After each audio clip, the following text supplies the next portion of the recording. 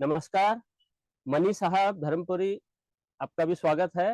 हर्ष जी, कमल शर्मा, आप सबका स्वागत है। हम यहाँ पर आज एक मामले में, लुधियाना का एक मामला है, उस मामले में हम लोग आए हैं। और जैसा कि देख रहे होंगे आप लोग, ये भ्रष्ट भूषण सम्मान का चौथा एपिसोड है।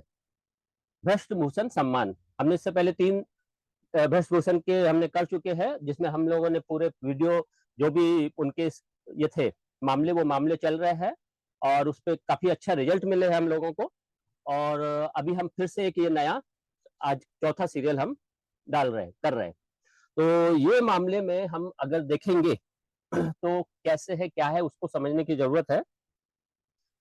हमारे देश में भ्रष्टाचार तो बहुत है, हम सब देख रहे हैं। लेकिन ये भ्रष्टाचार को बनाए रखने वाले कौन है, इसे हमें समझने की बहुत जरूरत है। सब जानते हैं, सब समझते हैं हम लोग। एक गाड़ी है, गाड़ी पर कोई ड्राइवर है, उस गाड़ी के टायर के नीचे एक बच्चा, एक या एक इंसान अगर आया हुआ है और आसपास की पब्लिक बोल रही है देखिए वो इंसान एक उसके गाड़ी के नीचे है, एक बच्चा है, लेकिन फिर भी अगर ड्राइवर गाड़ी चलाता है तो ऐसा ड्राइवर कौन है? इसके ऊपर हम सीधे सीधे हम समझ सकते हैं कि वो हत्यारा है। हम बोल सकते हैं वो हत्यारा है, दरिंदा है। और अगर ऐसे ड्राइवर को हम पकड़ लेंगे, पब्लिक पकड़ लेगी वहां पर ऐसे मर्डर करते हुए, इस तरह गाड़ी से कुचलते हुए, तो यहां तक उसकी हत्या भी कर सकती है, इतनी बुरी तरह मार सकती है। क्यों? क्योंकि वो जो पब्लिक है उसमें गुस्सा कि उसके सामने एक हत्यारे ने किस तरीके से बोलने के बावजूद जानबूझ के मारा, जानबूझ के कत्ल किया, गाड़ी से कुचला। वही स्थिति इन भ्रष्ट भूषण सम्मान देने वाले लोगों की है। ये वो ड्राइवर है जो खुलेआम बेधड़क बेखौफ होकर के हत्याओं पर हत्याएं कर रहे हैं। आप कहेंगे हत्या कौन सी? अरे एक हत्यारा तो, एक कातिल, एक शूटर, वो तो सामने सामने हत्या करता है, उसका हमें मालूम रहता है। ये वो हत्यारे हैं जो लाखों लोगों की हत्या कर डालते हैं भ्रष्टाचार करके, जिनकी वजह से हमारे देश में गरीब गरीब है और अमीरों की संख्या बढ़ती चली, अमीर का जो ये है अंतर, वो बढ़ता चला जा रहा है। इसको समझना है। अगर वो ड्राइवर जिसकी जिम्मेदारी थी, जिसके सामने देखा जा रहा है कि भाई आपकी गाड़ी के नीचे एक इंसान मरने वाला है, बच्चा मरने वाला है, बचाओ, छोड़ो उसको, गाड़ी चलाने से रोको, लेकिन नहीं सुन रहा, खत्म कर दे रहा है। ठीक यही स्थिति है इन भ्रष्ट अधिकारियों की। भ्रष्ट अधिकारी खुलेआम रिश्वत लेते हुए पकड़े जाते हैं, खुलेआम पूरे सबूत है इनके खिलाफ, और हम इनके खिलाफ सबूतों के साथ शिकायतें देते हैं। लेकिन ये दरिंदे, ये असली में वो दरिंदे हैं जो संविधान की बदौलत अपनी कुर्सी पर बैठे हैं। ये सबसे बड़े हमारे दरिंदे हैं। इनको, ये सबसे बड़े दरिंदे हैं, इनको मारना जरूरी है, इनको खत्म करना जरूरी है। और ये खत्म तभी होंगे जब इनके बीच में हम, जैसे एक चीज आपको मालूम होगी, पेनिसिलिन इंजेक्शन कैसे बना था। पेनिसिलिन इंजेक्शन में सिर्फ छोटा सा अपने ये जो बैक्टीरिया रहते हैं, पेनिसिलिन के एक छोटे से ड्रॉप से हजारों बैक्टीरिया को खत्म कर देते हैं। वही स्थिति इनकी करनी है हमें। ऐसे इन हजारों भ्रष्टाचारियों को हमें खत्म करना है। कैसे? उसके लिए हम ये भ्रष्ट भुवन सम्मान हम कर रहे हैं। यहां पर देखेंगे आप ये मामला जिस तरीके से, नमस्कार विक्रम जी, आपका स्वागत है। तो जिस प्रकार से ये भ्रष्ट भूषण सम्मान का हम लोग सामने ला रहे हैं, हम ऐसे भ्रष्टाचारियों के खिलाफ ही ला रहे हैं। हम चाहते हैं ऐसे लोगों को बीच चौराहे पर मारा जाए बुरी तरीके से, और मारने का आपको पूरा हक है। जिस प्रकार से आप, एक ड्राइवर उस बच्चे को खुले आम मार रहा है, और हम जनता उसको मारने का हक रखते हैं, ठीक उसी प्रकार से इन भ्रष्टाचारियों को भी मारने का हमें पूरा हक है। आज श्रीलंका की जो हालत हुई थी, वो इन्हीं भ्रष्टाचारियों की वजह से हुई थी। फॉरेन में इन भ्रष्टाचारियों को कचरे के डिब्बे में डाला गया है, लेकिन हम नहीं डाल रहे, हम इनके खिलाफ कुछ बोल ही नहीं रहे। अभी ये जो मामला है किस टाइप का, पहले मैं थोड़ा सा ब्रीफ उसका बताऊंगा, फिर इस मामले में आगे क्या है वो बताऊंगा, फिर मैं इसके इन्होंने क्या क्या गलत काम किए हैं वो सब बताऊंगा, फिर उसके बाद आप लोगों से समीक्षा उसके बारे में क्वेश्चन कि क्या उन्होंने अपराध किया, उस पर उन्हें क्या सजा मिलनी चाहिए, ये आप लोग हमें बताएंगे। तो यहां पर यह मामला है, आज हमारे देश में हालत क्या कर रखी है कि अमीरों के लिए, अमीरों, उद्योगपतियों, बिजनेसमैनों, जो चलते लोगों का खून चूसते हैं, उन लोगों के लिए हमारी राजनीतिक पार्टियों ने नए नियम बना डाले। कैसे नियम? जैसे एक चीज को हमें समझने की जरूरत है, आपको अगर किसी अपने घर में कुछ काम करवाना है किसी मशीन से, 15 दिन का काम है या 1 महीने का काम है, आप क्या करेंगे? 1 महीने के लिए उस मशीन को किराए पर लेकर आएंगे। 1 महीने के लिए उस मशीन को या 2-4 आदमी उन लोगों को किराए पर लेकर आएंगे, कॉन्ट्रैक्ट उनको, और उनसे काम कराएंगे, उनको पैसा देंगे और उनको भेज देंगे वापस। यही होता है हमारे देश, हर जगह, हर घर में ये नियम है। हम उस नियम का पालन करते हैं। हम लोग अगर थोड़े समय के लिए 2 दिन या 10 दिन या 1 महीने या 2 महीने के लिए किसी जरूरत है किसी चीज की, तो हम लोग खरीदते नहीं। जैसे शादियां होती है तो टेंट वगैरह कोई खरीदता नहीं है, वो किराए पर ला करके उसका उपयोग करते हैं। लेकिन अगर आपको वो चीज, वो मशीन या वो कुछ भी सामान ऐसा जो 2 साल 3 साल के लिए जरूरत है जिसकी, क्या आप उस मशीन को या उस सामान को किराए पर लाएंगे? कभी नहीं। उसको आप खरीदेंगे ताकि वो किराया आपको ना देना पड़े, आपको किराया ना देना पड़े, उसको खरीद कर लाएंगे, परमानेंट लेके आएंगे। या आपको आदमियों की जरूरत है तो परमानेंट उस आदमियों को रखेंगे अपने आप। क्यों? क्योंकि थोड़ा थोड़ा करके लाते तो उनको ज्यादा पैसा देना पड़ता है, और उनको अगर 6 महीने या 1 साल या 2 साल के लिए रखेंगे तो उसको हम कम पैसे में बराबर से जैसा जरूरत है उस हिसाब से उनको काम दे सकते हैं। मगर हमारे देश में हालत अब ये हो गए है, इन उद्योगपतियों के लिए हमारी सरकारें उन लोगों के लिए कैसे काम कर रही है, कैसे नियम कायदे बना दिए गए हैं, जिस पर अभी प्रशांत भूषण जी ने भी आवाज उठा दी है, और वो भी अब इस मामले में आगे बढ़ेंगे। आपके कंपनी में, सरकारी कंपनी में आदमी की जरूरत है, लगातार एक व्यक्ति काम कर रहा है, लेकिन उसको परमानेंट नहीं रखना है, आपको उसको कॉन्ट्रैक्ट के भरोसे रखना है। कॉन्ट्रैक्ट किसका? इन नेताओं के, जो पार्टियों के चमचे होते हैं, उनके, वो लोग ठेकेदार बन जाते हैं उसके। आप कौन होता है? आप लोगों को मालूम ही नहीं, मतलब जो वर्कर काम करता है उसको मालूम ही नहीं होता कि मेरा मालिक कब चेंज हो गया।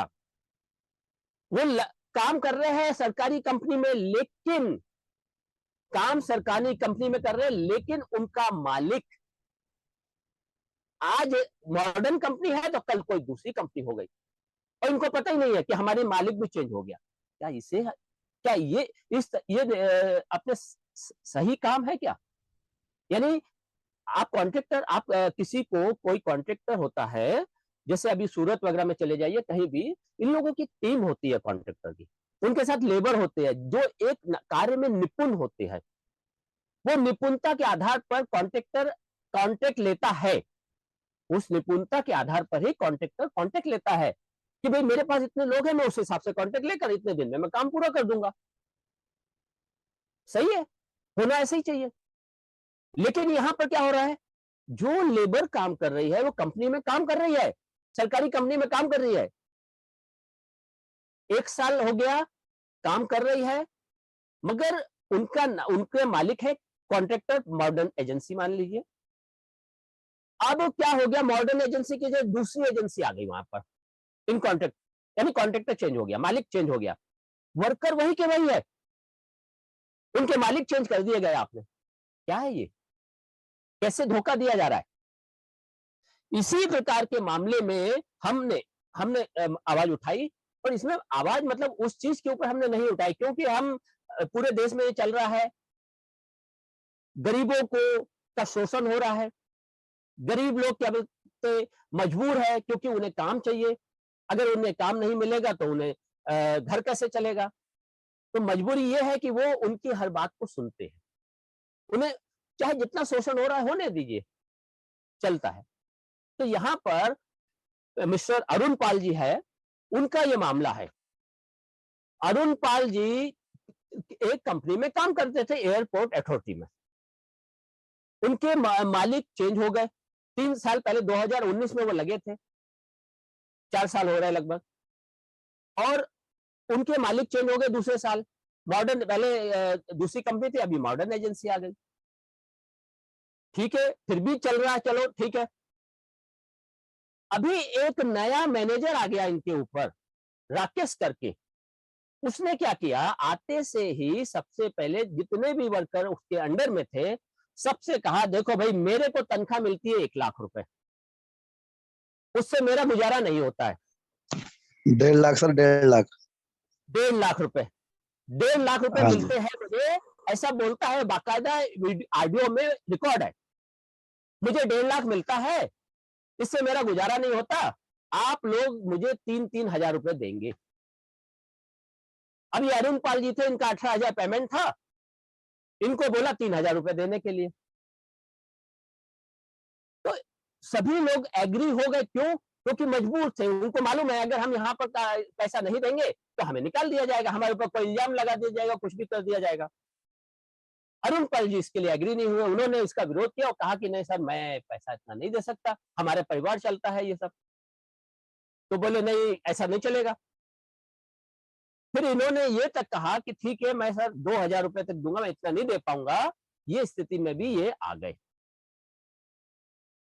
मगर इनका अब क्योंकि डर दिखाना है इनको, तो उन्होंने क्या किया, ये 4 साल से 3 साल से काम कर रहे हैं वहां पर, आज तक कोई भी इनके खिलाफ शिकायत नहीं, कुछ भी नहीं, कुछ भी नहीं। प्रमोशन भी हुआ इनका। अब इन साहब ने, क्योंकि इन्होंने पैसों के लिए आवाज उठाई थी, तो आवाज कैसे उठा ली, इसके लिए तुरंत इनको डिमोशन कर दिया गया। ये ऑपरेटर की पोजीशन पे थे, इनको डिमोशन करके हेल्पर बना दिया गया, इनका 3,000 रुपए माइनस कर दिया गया। ये क्या है खेल? क्या ऐसा होना चाहिए है? तो उसके लिए इन्होंने आवाज उठाई।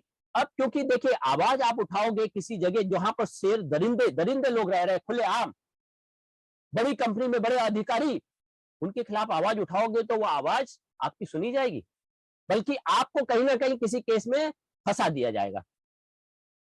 वही इनके साथ हुआ, इनको वहां से निकलना पड़ा। क्यों? क्योंकि कुछ भी कर सकते थे इनके खिलाफ। तो संगठन के पास आए ये, संगठन ने क्या किया, पूरा इनका एफिडेविट लिया, पूरी जानकारी ली, पूरे सबूत लिए। इनके यहाँ 2-2 रजिस्टर बनते हैं अटेंडेंस के। इनसे सीसीटीवी फुटेज, एक व्यक्ति तो आता ही नहीं वहां पर जिसका अटेंडेंस में कहीं ना वो नहीं है। अगर दो रजिस्टर अटेंडेंस के, तो दोनों जगह उसकी अटेंडेंस होनी चाहिए, लेकिन नहीं, एक इसमें नहीं है। जब आवाज उठाई गई थी, नहीं नहीं ये तो आता था, ऐसा बोला गया, हमें जो रिपोर्ट दी गई है। तो ये पूरा ऑडियो के साथ ये पूरी कंप्लेंट की गई। पहले कंप्लेंट नहीं करी, पहले हमने क्या किया कि पहले ये तो क्लियर हो कि क्या बोलते हैं, ये जो बंदा है जिसने रिश्वत मांगी है, हमारा एक रूल्स रहता है कि भाई आपसे पूछ तो लिया जाए ना जनाब, कि भाई आपके खिलाफ ऐसा ऐसा मामला आया है, आप बताइए, आपको अगर कुछ कहना है तो बता दीजिए हमें, अगर ये झूठ बोल रहा है तो हम इसके खिलाफ एक्शन लेंगे। तो इनके एफिडेविट के साथ उस व्यक्ति को, राकेश को, शो कॉज नोटिस दिया गया, रिश्वतखोर को। उसने उसका कोई जवाब नहीं दिया, उसको टाइमिंग दिया, लगभग 2 से 3 महीने तक उसको टाइमिंग दिया है, उसने कोई जवाब नहीं दिया। रिमाइंड भेजा, रिमाइंड वापस कर दिया, रिफ्यूज कर दिया, उसने लिया नहीं।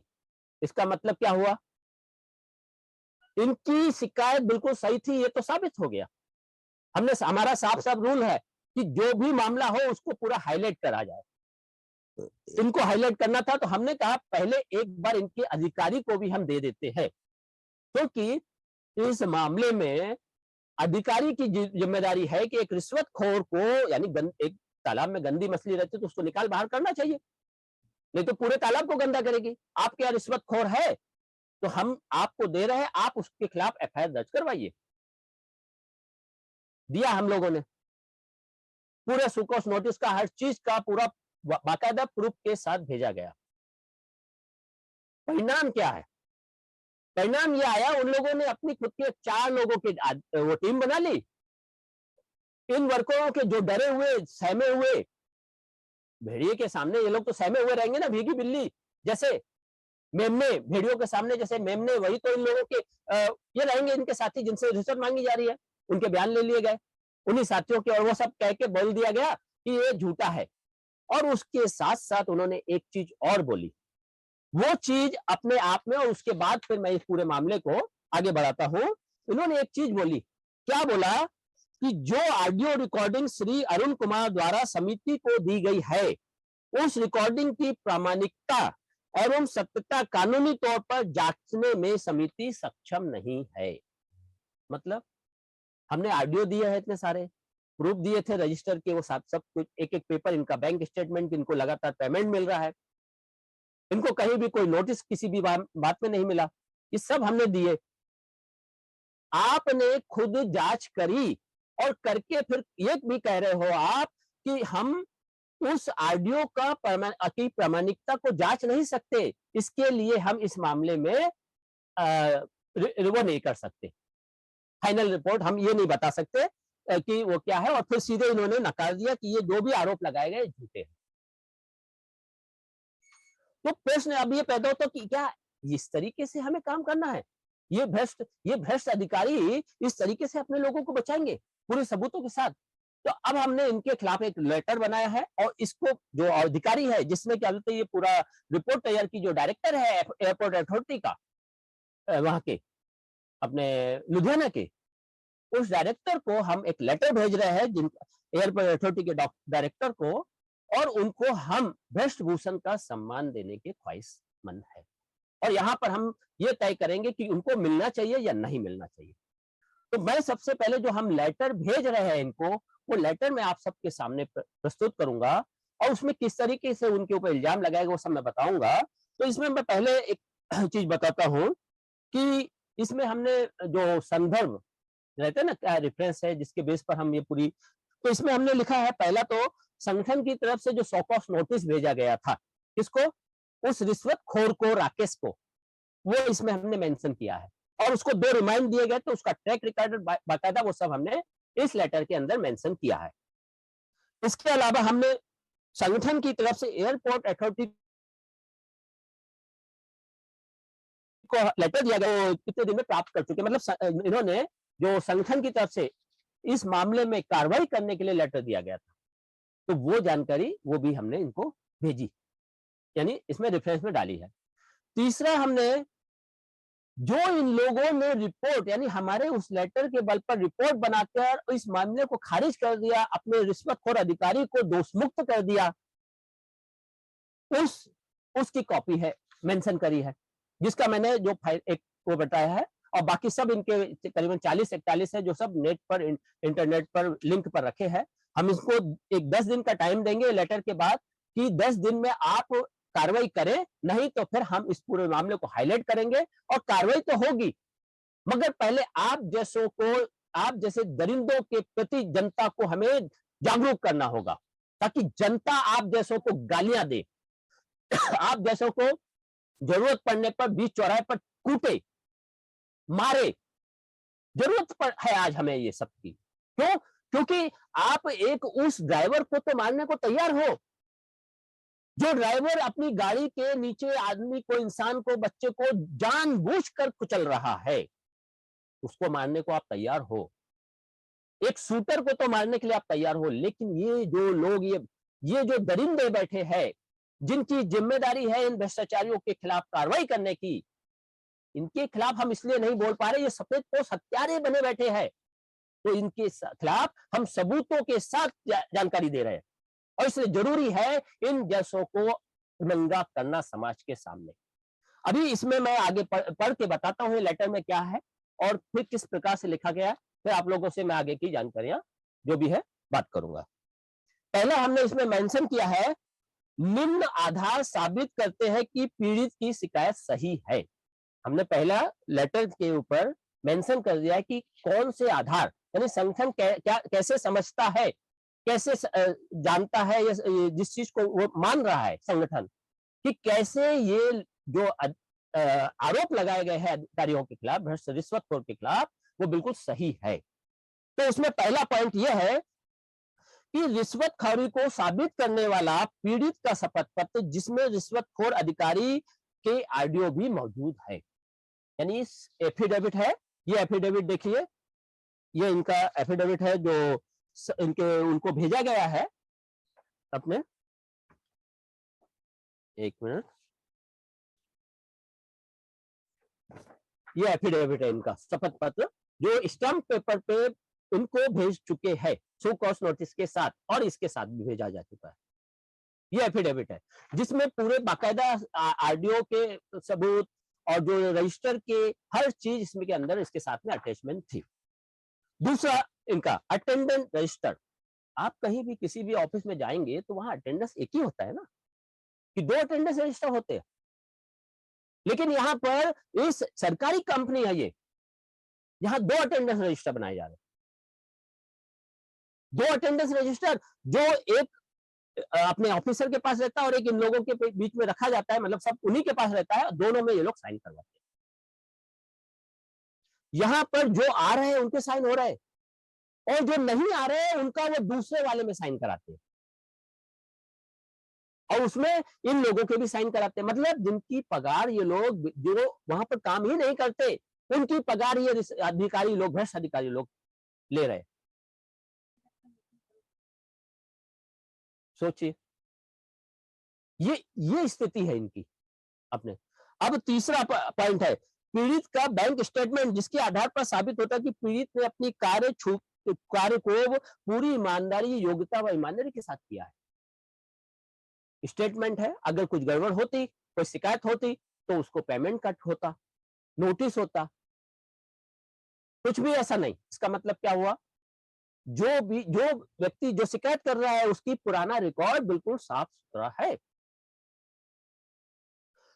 अगला पॉइंट है ऑडियो रिकॉर्डिंग व पीड़ित के बैंक स्टेटमेंट से साबित होता है कि रिश्वत नहीं देने के बाद ही, बिना कोई नोटिस व शिकायत के ही पीड़ित का डिमोशन कर दिया गया। तब कोई शिकायत नहीं, फिर डिमोशन। ये कौन सा रूल है, कौन से न्याय में, कौन सी अदालत में है ये कानून? हमारे संविधान में कहां लिखा है कि आप कोई शिकायत नहीं आपके, मगर आपको डिमोशन कर दिया जाए, और जो नए नए व्यक्ति है उसका प्रमोशन कर दिया जाए? कहां है? तो ये चीज यहां पर हुई है। अब इसके बारे में हमने ये लिखा है, उपरोक्त तथ्य साबित करते हैं कि पीड़ित ने जो शिकायत संगठन के पास की थी वह सत्य थी, और ऐसी परिस्थिति में कोई भी कमजोर, आर्थिक रूप से निर्बल व अस्थायी कर्मचारी वापस उस जगह पर जाने से घबराता है जहां पर उसने गलत का विरोध किया हो, या जहां उसे जलील किया गया हो, जहां कोई बड़ा अधिकारी उसकी से दुश्मनी निभा रहा हो। यहां पर वही हुआ, एक भ्रष्ट व रिश्वतखोर अधिकारी श्री राकेश के द्वारा ली जा रही रिश्वत का पीड़ित ने विरोध किया था, तो उसका डिमोशन कर दिया गया, साथ ही उसका वेतन भी कम कर दिया गया। यदि पीड़ित फिर भी ड्यूटी पर जाता तो उसके विरुद्ध झूठा आरोप लगाकर उसे जेल भी भिजवाया जा सकता था, और उसे लगातार जलील तो किया ही जाता, क्योंकि भ्रष्ट अधिकारी का दबाव अधिक था। और यही कारण है कि आपके विभाग ने माननीय उच्च न्यायालय के आदेशों के दिशा निर्देशों की धज्जियां उड़ा दी।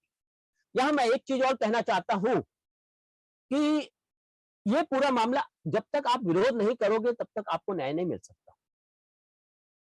हमारे सामने आया, अरुण जी ने विरोध किया, हमने उनसे पूछा, क्योंकि आगे कोई रहता नहीं है, लगातार लड़ाई नहीं लड़ता है। हमने कहा आपके साथ और भी लोग थे, क्या वो लोग आगे आ रहे? बोले नहीं, सब पे सब डर रहे, किसी को, उसकी भी रिकॉर्डिंग है, वो लोग डर रहे नहीं, हम कैसे उनके खिलाफ आवाज उठा सकते? मतलब आपको शोषण किया जाएगा, आपको गुलाम की जिंदगी जीने को मजबूर किया जाएगा। आज हम आदम युग में थोड़ी ना रह रहे, आज स्वतंत्र है, लोकतंत्र है ये, मगर वहां पर भी इस तरह गुलाम की तरह आपको रखा जाए, गुलाम की तरह रहने को मजबूर किया जाए, इसका मतलब क्या है इस चीज का? तो यहाँ पर वही चीज हुई। तो हमने इसमें दो चीज, जब ये देखा कोई और नहीं आ रहा है, तो हमने सिर्फ शो कॉज नोटिस देकर, और इनकी, क्योंकि देखिए आप किसी को भी अगर आप उसकी नौकरी से निकालते हो, और उसकी उम्र अगर 40, 35, 40 के बीच में है, तो जब वो नई जगह पे जाएगा, क्या उसको वो सैलरी मिलेगी जो सैलरी उसको पहले जगह पे मिल रही थी, जहां वो लगातार काम कर रहा था? कभी नहीं। ऊपर से उसको शर्मिंदा होना पड़ेगा। दूसरे के नीचे, मतलब दूसरे जो कमजोर, मतलब कम ग्रेड के होंगे, उनके नीचे काम करना पड़ेगा। उसके आत्मसम्मान को ठेस पहुंचाई जाएगी। इस तरीके से उसको काम करना पड़ेगा। ऐसी स्थिति में उसका जो नुकसान हुआ है, जो वो कम से कम यहाँ पर रिटायर रहने तक काम करता, तो उसको जो नुकसान, वो सब हमने कैलकुलेशन किया। बाकायदा जो गवर्नमेंट रूल्स है, वो रूल्स के हिसाब से कैलकुलेशन करके हमने उसका से 20 लाख के आसपास, मतलब पूरा फुल नहीं किया था, कुछ 50% किया, और कहा कि ये 20 लाख का भी 50% आप दे दीजिए, 10 लाख रुपए, और इस मैटर को यही खत्म करते हैं, क्योंकि ये नुकसान आपकी वजह से हो रहा है। जब इनकी आवाज इन्होंने उठाई, तो वो जो कंपनी है, वो इनके पास आके कहती है कि मैं तुम्हें दूसरी जगह काम कर देता हूं। क्यों भाई? दूसरी जगह जाएंगे तो वहां पर इनका क्या मान सम्मान होगा? इनके साथ क्या होगा? अगर ये बिना किसी उसके जा रहे होते, यानी नॉर्मल, ये ऐसी परिस्थिति, ऐसी घटना नहीं हुई होती, तो ये कहीं भी, जो कि कंपनी भेजना है तो कंपनी के हाथ नाम उसमें जाना पड़ेगा, इनको जाएंगे। लेकिन अगर ये जो घटना हुई है, उसके बाद कैसे उससे जुड़ करके काम कर सकते हैं? फिर तो हमें इंसाफ चाहिए ना। अगर इंसाफ नहीं मिलता है, तो गुलामों की जिंदगी हो गई, लोकतंत्र तो रह नहीं गया ना। तो ऐसे भ्रष्ट अधिकारी के खिलाफ हम कार्रवाई ना करें तो फिर क्या हो? तो इसके अंदर हम एक बॉम्बे हाईकोर्ट का एक आदेश बताना चाहेंगे, जो इंग्लिश में है, और मैंने उसको हिंदी में मैं आप लोगों के सामने रखता हूं, जिसके अंदर इस चीज को मैं मेंशन कर रहा हूं, उसको समझने की जरूरत है। इस लेटर में हमने ये लोगों को भेजा है, और इनके हमने कार्टून भी बनाए हैं। इसमें जो बॉम्बे हाईकोर्ट ने एक आदेश में लिखा है, क्या लिखा है देखिए। श्री सुरेश ककानी दिनांक 29 अक्टूबर 2012 का हलफनामा और एस के सलीमत दिनांक 17 अप्रैल 2013 के अनुसार ऐसा प्रतीत होता है कि उक्त अधिकारियों ने किसी पर दायित्व निर्धारित किए बिना सभी संबंधितों को क्लीन चिट दे दी। ये कौन बोल रहा है? बॉम्बे हाईकोर्ट। क्या बोल रही है? उस अधिकारी के हलफनामा के तहत, मतलब ये चीज को मेंशन रखते हुए बोल रही है कि ऐसा लगता है उक्त अधिकारियों ने किसी पर दायित्व निर्धारित किए बिना, मतलब जो गलत हुआ, जैसे मान लीजिए हत्या हुई है, हत्या हुई है, हत्या करने वाला कौन? हाँ, इन लोगों ने करी होगी, मगर किसी को सजा नहीं दे रहे आप, किसी के ऊपर आप इल्जाम नहीं लगा रहे, और उन लोगों को सीधे सीधे आप ये कर दे रहे हो। क्या कर दे रहे हो? छोड़ दे रहे हो। कह रहे हो कि भाई ये तो, मतलब आप कह रहे हो कि उनको मुक्त कर दिया, दोष मुक्त कर दिया। ये कौन कह रहा है? बॉम्बे हाईकोर्ट। बॉम्बे हाईकोर्ट कह रहा है कि उक्त अधिकारियों ने दोष मुक्त कर दिया उसको, खुद ही। क्या है मैटर? और आगे, श्री एस के सलीमत ने राज्य सूचना आयोग द्वारा पारित आदेश को उसके सही अर्थ में लागू करने की बजाय, मतलब राज्य सूचना आयोग ने एक आदेश पारित किया था, उस आदेश को सही ढंग से पारित करना चाहिए था। उस आदेश को पारित किए बिना ही इन्होंने उसको बाय बाय करने का काम किया। किसने? इस अधिकारी ने। ये बॉम्बे हाईकोर्ट कह रहा है। मैंने जो दिशा निर्देश दिए गए थे अधिकारी को कार्य करने के, वो कार्य नहीं किए, बल्कि उस आदेश को ही बाय बाय कर दिया। एस के सलीमत सब इस निष्कर्ष पर पहुंचे हैं कि उनके विभाग के लिए संबंधित दस्तावेजों के गुम होने के लिए स्टाफ के किसी भी सदस्य पर जिम्मेदारी तय करना बहुत मुश्किल है। ये जो बॉम्बे हाईकोर्ट ने साफ साफ कहा, क्या कहा कि भाई ये अधिकारी ने खुद ही बाय बाय कर दिया उसको, मैटर को। इसको इसको क्या अधिकार था? फिर उसने कहा, हमें हमें यह स्पष्ट रूप से प्रतीत होता है कि सलीमत ने अत्यधिक उत्साह में का प्रदर्शन करते हुए अन्वेषक और तथ्य खोजने वाले प्राधिकरण का कार्य अपने ऊपर ले लिया।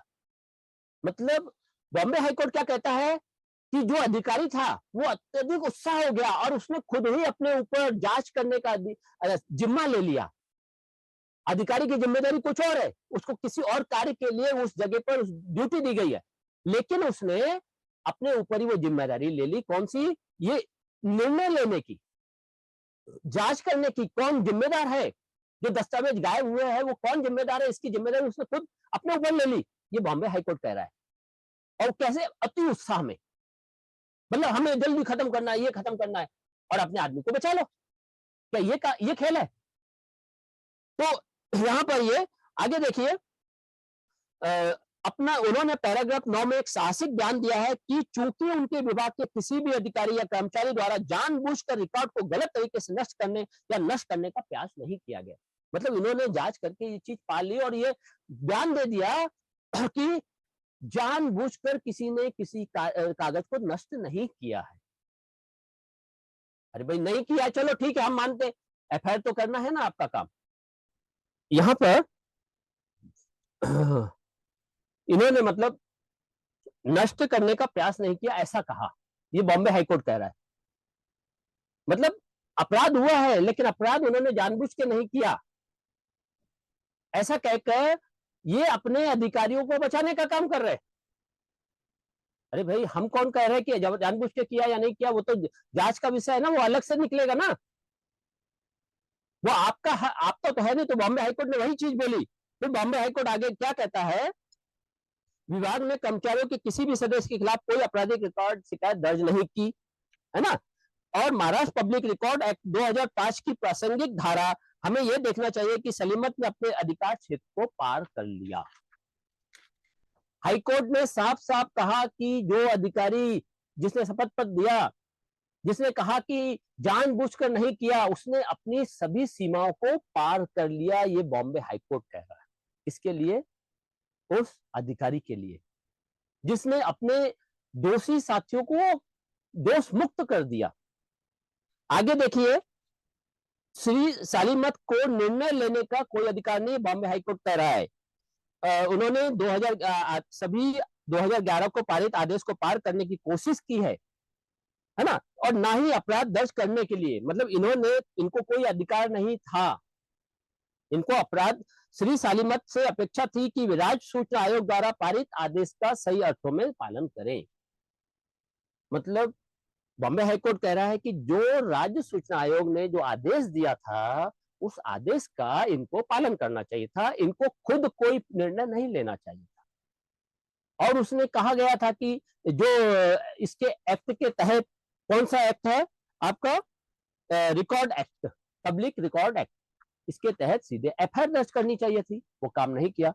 तो इसी चीज को, इस बॉम्बे हाईकोर्ट को सामने रखते हुए हम इस मैटर में मेंशन कर रहे हैं, इस ऑफिसर को, जो लेटर में हम, कि उपरोक्त पैरा में दोषियों के हलफनामे से प्रतीत होता है कि उन्होंने दस्तावेज गायब होने के मामले में खुद ही जज बनकर क्लीन चिट दे दी है और राज्य सूचना आयोग के आदेश को तिलांजलि दे दी है। बॉम्बे हाईकोर्ट के माननीय जज साहब उपरोक्त आदेश में कह रहे कि ऐसा लगता है कि प्रतिवादी ने अत्यधिक उत्साह का प्रदर्शन करके जांच करने व तथ्यों की खोजबीन का कार्य अपने ऊपर ले लिया, यानी तथ्यों की खोजबीन करने का कार्य अपने ऊपर ले लिया है। साथ ही आगे जज साहब ने प्रतिवादियों के बारे में कहा है कि प्रतिवादियों ने पैरा 9 में एक साहसिक बयान दिया है कि चूंकि उनके विभाग के किसी भी अधिकारी या कर्मचारी द्वारा जानबूझकर रिकॉर्ड को गलत तरीके से नष्ट करने या नष्ट करने का कोई प्रयास नहीं किया गया है। विभाग ने कर्मचारियों के किसी भी सदस्य के खिलाफ कोई आपराधिक रिकॉर्ड शिकायत दर्ज नहीं की, ऐसा कहकर प्रतिवादियों के उपरोक्त बयान के आधार पर माननीय जज साहब ने प्रतिवादियों के लिए कहा है कि उन्होंने अपने अधिकार क्षेत्र को पार कर लिया है और राज्य सूचना आयोग के आदेश को पार करने की कोशिश की है, जबकि माननीय जज साहब के अनुसार उपरोक्त निर्णय लेने का अधिकार प्रतिवादियों को बिल्कुल भी नहीं था, बल्कि प्रतिवादियों से अपेक्षा थी कि वे राज्य सूचना आयोग के आदेश का पालन करें। वर्तमान मामले में अब ये जो बॉम्बे हाईकोर्ट का आदेश है, उसमें समझ में आया हम लोगों को कि कैसे वो अधिकारी जिसकी जिम्मेदारी थी एफआईआर करने की, उसको बॉम्बे हाईकोर्ट ने कहा कि उन्होंने अपनी जिम्मेदारी नहीं निभाई। वे उस, और ये वर्तमान मामले में भी हम जो कह रहे हैं कि वर्तमान मामले में इनके विभाग, जो एयरपोर्ट विभाग के अधिकारियों ने जज बनकर फैसला किया, जबकि आप, हम कह रहे हैं इनको कि आपके विभाग के अधिकारियों का इसको संज्ञेय अपराध के मामले में, संज्ञेय अपराध था रिश्वत लेना, ये संज्ञेय अपराध है। किसी की जान लेना, किसी का परिवार खत्म होता है इससे, उसका मान सम्मान खत्म होता है। जिसको अगर नौकरी से निकाला जाता है, नौकरी से जो हटता है, तो रिश्वत लेने वाले के खिलाफ आप संज्ञेय अपराध था, वो अपराध दर्ज करना चाहिए था, तो उस आप संज्ञेय अपराध के मामले में जांच किए जाने का अधिकार ही नहीं था। ये अधिकार इनको था ही नहीं डायरेक्टर को, कि भाई वो खुद क्या बोलते हैं, अभी संज्ञेय अपराध की शिकायत, कॉग्निजेबल ऑफेंस है, उसकी शिकायत की गई है कि रिश्वत ली गई है, ये प्रूफ है, ये सब कुछ है, उसकी जांच करने का उनको थोड़ी ना अधिकार था। जांच करने का अधिकार तो पुलिस को है। आगे हमने इसमें लिखा है कि राकेश को दोषमुक्त करते हुए भी लिखा गया है कि उनके पास, आखिरी पेज में देखिए, जो हमने शुरू में बताया कि जो ऑडियो रिकॉर्डिंग श्री अरुण कुमार द्वारा समिति को दी गई, उस रिकॉर्डिंग की प्रामाणिकता एवं सत्यता कानूनी तौर पर जांचने में समिति सक्षम नहीं है, जिसमें यह भी साबित होता है, वह खुद, आप खुद मानते हैं कि आपके पास वह साधन व शक्ति नहीं है जिससे साक्ष्यों को प्रमाणित किया जा सके, जिनका सहारा लेकर सच्चाई को सामने लाया जा सके। मतलब आपके पास साधन ही नहीं है, तो फिर आपने जांच क्यों की? आपके पास साधन ही नहीं थे, तो आपने जांच क्यों की इस चीज में? आगे देखिए, आपके विभाग के जन सूचना अधिकारी ने भी 2 लाख कुछ हो अयोग्यता ज्यादा वह भ्रष्ट आचरण का परिचय दिया है। को आवश्यक संपूर्ण दस्तावेज, इसमें हमने आरटीआई से जो दस्तावेज मांगे थे, वो इनको तुरंत 30 दिन के अंदर दे देना चाहिए था सत्यापित करके। वो इन लोगों ने जानबूझकर 9 महीने तक लेट करे। पहले पेपर दिए बिना सत्यापन के, इसका कोई आधार नहीं, जिसको लेकर हम कोर्ट में नहीं जा सकते, जिसको लेकर हम कहीं जा नहीं सकते। अगर कहीं जाएंगे तो फिर वहां से नए सिरे से शुरुआत होगी। तो वो जानबूझकर इनके द्वारा बिना सत्यापित के रिपोर्ट दे दी गई। जेस को प्राप्त करते करते प्रथम अपील, 2 बार अपील, इनके एक अधिकारी जो एयरपोर्ट के दिल्ली के मुख्यालय के अधिकारी, जिनको प्रथम अपील लगाई गई थी, वहां पर प्रथम अपील ने तो जवाब नहीं दिया, बल्कि एक अननोन दूसरा व्यक्ति आ गया, उसने कहा कि आपको सारे पेपर मिल चुके हैं, ये आप हमें परेशान कर रहे हैं आरटीआई लगाते, जिसके ऊपर हम लोगों ने आरटीआई लगाई कि आप हमें वो सबूत दे दीजिए जिसके बेस पर आपको नजर आए कि आपने पूरे पेपर दे दिए। जब ये सब लगा और ये सब चीज हुई, तब आखिर में अभी कुछ दिन पहले ये पेपर हमें मिला सत्यापित करके, तो ये चीज हुई। अब आप आगे देखते हैं, यदि जनसूचना अधिकारी योग्य ईमानदार व योग्य होते तो केवल 30 दिन के भीतर ही मांगे गए संपूर्ण दस्तावेज दे देते। इससे क्या साबित हो रहा है? अगर योग्य ईमानदार हो तो उनकी ड्यूटी थी 30 दिन के अंदर देना चाहिए था, मगर उन्होंने नहीं दिए। तो ऐसे अधिकारी ईमानदार हो सकते हैं? ये उस ड्राइवर के समान है जो जानबूझकर बच्चे के ऊपर या इंसान के ऊपर गाड़ी चला रहा है, उसको खून के कुचलने के लिए। ये है। अभी आगे हमने इनको दूसरा दिया है, हमने सुप्रीम कोर्ट के कुछ उदाहरण दिए हैं जजमेंट के, उसको हमने सामने मेंशन किया है, उसको देखना जरूरी है। इंग्लिश में है, हम हिंदी में शॉर्ट में अब बोलेंगे। पहले का तो हमने काफी एक्सप्लेन करा, लेकिन अभी हम शॉर्ट में बोलेंगे। तो पहला है, हमने पॉइंट दिया है कि एक जजमेंट है सुप्रीम कोर्ट का, Amanullah and others versus state of Bihar. मतलब एक सुप्रीम कोर्ट का जजमेंट है जो अमनुल्ला का है, जो स्टेट ऑफ बिहार के खिलाफ है। इसमें मैं शॉर्ट में जो उसका मंशा यानी अर्थ निकलता है, जो वर्ड्स का, और उसका पैरा वो सब हम मेंशन करके बराबर बाकायदा देते हैं। तो इस जजमेंट के अनुसार माननीय ने संज्ञेय अपराध पर संज्ञान लिया। माननीय मतलब जज साहब ने संज्ञेय अपराध पर तो लिया, मतलब संज्ञेय अपराध है तो संज्ञान ले लिया। यहां पर हम उसको किस तरह विश्लेषित कर रहे हैं वो देखिए। वर्तमान मामला भी संज्ञेय अपराध से संबंधित है, यानी जो हम बता रहे, जो पीड़ित का है, अरुण कुमार का जो मामला है, वो भी संज्ञेय अपराध से संबंधित है। एक रिश्वतखोर अधिकारी की वजह से एक परिवार की रोजी रोटी छीनी गई, पीड़ित को गुलामी की जिंदगी जीने के लिए मजबूर किया गया। यही हालत आपके किसी स्थायी अधिकारी के साथ किया गया होता, और तो क्या उसके साथ ऐसा करना मुमकिन था?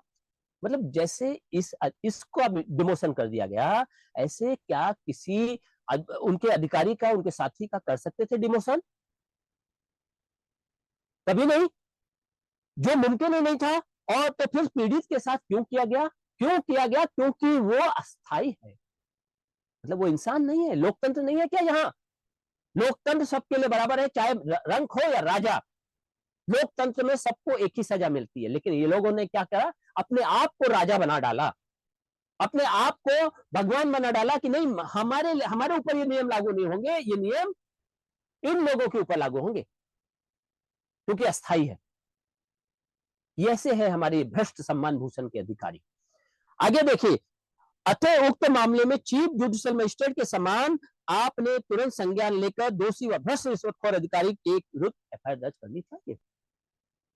हमने साफ साफ लिखा है कि सुप्रीम कोर्ट का यह आदेश है जिसमें माननीय ने सिर्फ साफ साफ कहा है, जिसमें मजिस्ट्रेट कोर्ट ने संज्ञान लेकर एफआईआर दर्ज करने का आदेश दिया था, और जिसके खिलाफ सामने वाली पार्टी हाईकोर्ट गई थी और हाईकोर्ट ने उस पर को रद्द कर दिया था, मतलब एफआईआर जो करना है उसको रद्द कर दिया था, जिसके ऊपर सुप्रीम कोर्ट ने हाईकोर्ट के आदेश को रद्द किया और हाईकोर्ट के विरुद्ध जाकर उसने कहा कि ये एफआईआर दर्ज करनी होगी मजिस्ट्रेट का मतलब।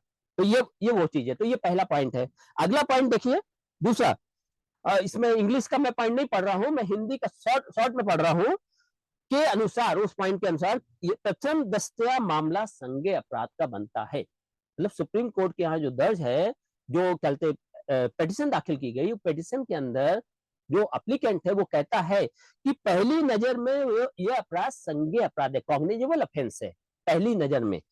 तो उच्च न्यायालय में अपनी शक्ति का इस्तेमाल धैर्य के साथ करना चाहिए था। अगर कोई भी मामला प्रथम नजर में, प्रथम दस्त्या में, पहली नजर में कॉग्निजेबल नजर आ रहा है, अपराध नजर आ रहा है, तो हाई कोर्ट को धैर्य का इस्तेमाल करना है, इमीडिएट उसको रिजेक्ट नहीं करना है।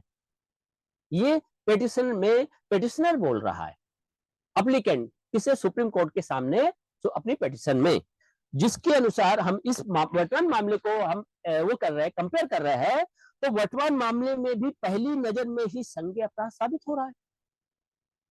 कैसे भाई, रिश्वत ली, ये आरोप लगाया गया है, आप कह रहे हो कि रिश्वत हमारे सामने नहीं ली, आप यही बोलोगे। आपको इतने सारे ऑडियो दिए जिसमें साफ साफ दिखाई दे रहा है कि उसको रिश्वत मांग रहा है, दूसरे वर्कर भी बोल रहे हैं हाँ रिश्वत मांग रहा है, और आपने खुद कह दिया इसके अंदर कि भाई हमारे पास वो साधन नहीं है जिससे हम इन ऑडियो की हम प्रमाणिकता चेक कर सके। तो भाई हमने किसने कहा आपको चेक करने को? आपका काम था पुलिस में एफआईआर दर्ज करने के लिए सीधे आदेश देना था आपका काम, या आपकी जिम्मेदारी थी। आपने संज्ञेय अपराध को नहीं लिया, तो ये आपकी जिम्मेदारी थी, आपने तुरंत एफआईआर दर्ज करवानी चाहिए। अभी तीसरा पॉइंट है इसके अंदर के अनुसार माननीय उच्च न्यायालय ने विद्वान जुडिशियल मजिस्ट्रेट के आदेश को रद्द करके अपनी शक्ति का गलत इस्तेमाल किया है। पिटिशनर ने कहा है कि जो जुडिशियल मतलब जो मजिस्ट्रेट ने एक संज्ञान लेकर एफआईआर दर्ज करने का आदेश दिया, उस आदेश के विरुद्ध गई हाईकोर्ट, कौन? सामने वाला हाईकोर्ट ने उनके जो पिटिशनर के मतलब खिलाफ, मतलब जो संज्ञान लिया गया था उसके खिलाफ आदेश दे दिया, उसको रद्द कर दिया उसका मजिस्ट्रेट के आदेश को। तो उस मामले में सुप्रीम कोर्ट में पिटिशनर ने अपनी यह पिटिशन लगाई है कि हाई कोर्ट ने बहुत उत्साह बिना कुछ सोचे अपनी शक्ति का गलत इस्तेमाल किया। ये साफ साफ कहा है, पिटिशनर ने कहा है। तो यहां पर भी वर्तमान मामले में भी संगठन ने व पीड़ित ने आपके विभाग के अधिकारियों पर भरोसा किया कि उसे आपके विभाग द्वारा इंसाफ दिलाया जाएगा, मगर आपके अधिकारियों ने अपनी शक्ति का दुरुपयोग किया। वह भ्रष्ट व रिश्वतखोर अधिकारी राकेश को बचाया व बेगुनाह पीड़ित को मरने के लिए छोड़ दिया। सबूतों के साथ दी गई थी शिकायत, आपका काम था एफआईआर दर्ज करवाते, इसको पीड़ित को इंसाफ दिलवाते, आपने नहीं किया। जैसे हाईकोर्ट ने बिना कुछ देखे मजिस्ट्रेट के आदेश को मतलब देखा नहीं, रद्द कर दिया, तो वैसे ही यहां पर हुआ। आपको देखना चाहिए था, संज्ञेय अपराध है, रद्द कर दिया आपने। आगे देखिए, अगला पॉइंट चौथा नंबर है, इसमें चीफ जुडिशियल मजिस्ट्रेट द्वारा लिए गए संज्ञान के आदेश को तभी रद्द किया जाना चाहिए जब अदालत के सामने रखी गई सामग्री किसी अपराध का खुलासा नहीं करती हो या लगाए गए आरोप तुच्छ, परेशान करने वाले या दमनकारी होते। इसलिए मुकदमे से पहले उसका विश्लेषण नहीं होना चाहिए जब तक मामला सजा या दोष मुक्ति से समाप्त ना हो।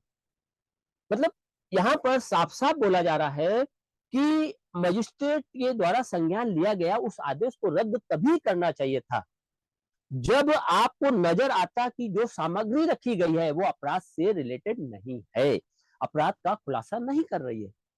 इस चीज को पूरी तरह से देखना चाहिए था, उसके बाद रद्द करना चाहिए था हाई कोर्ट को। ये चीज यहाँ पर मेंशन की गई है।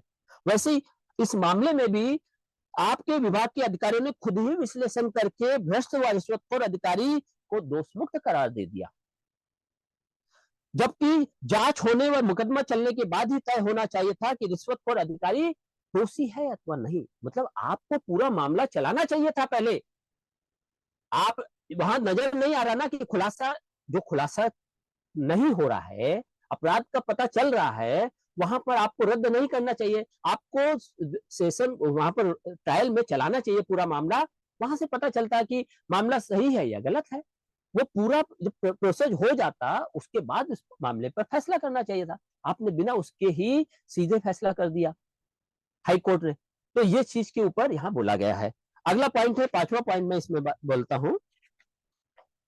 इसके अंदर देखिए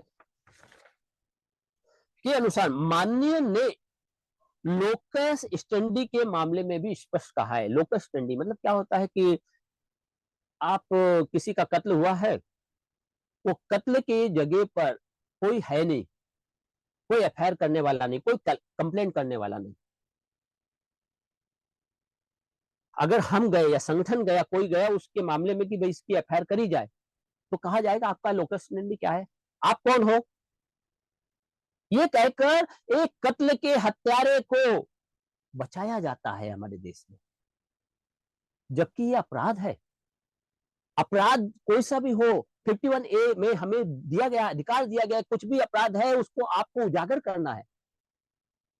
तो लोकस स्टैंडी का बहाना बनाकर कई मामलों को ये लोग जज होते हैं, आपके पुलिस वाले होते हैं, कोई भी, ये लोग उस मामले को, अपराधी को बचा ले जाते हैं।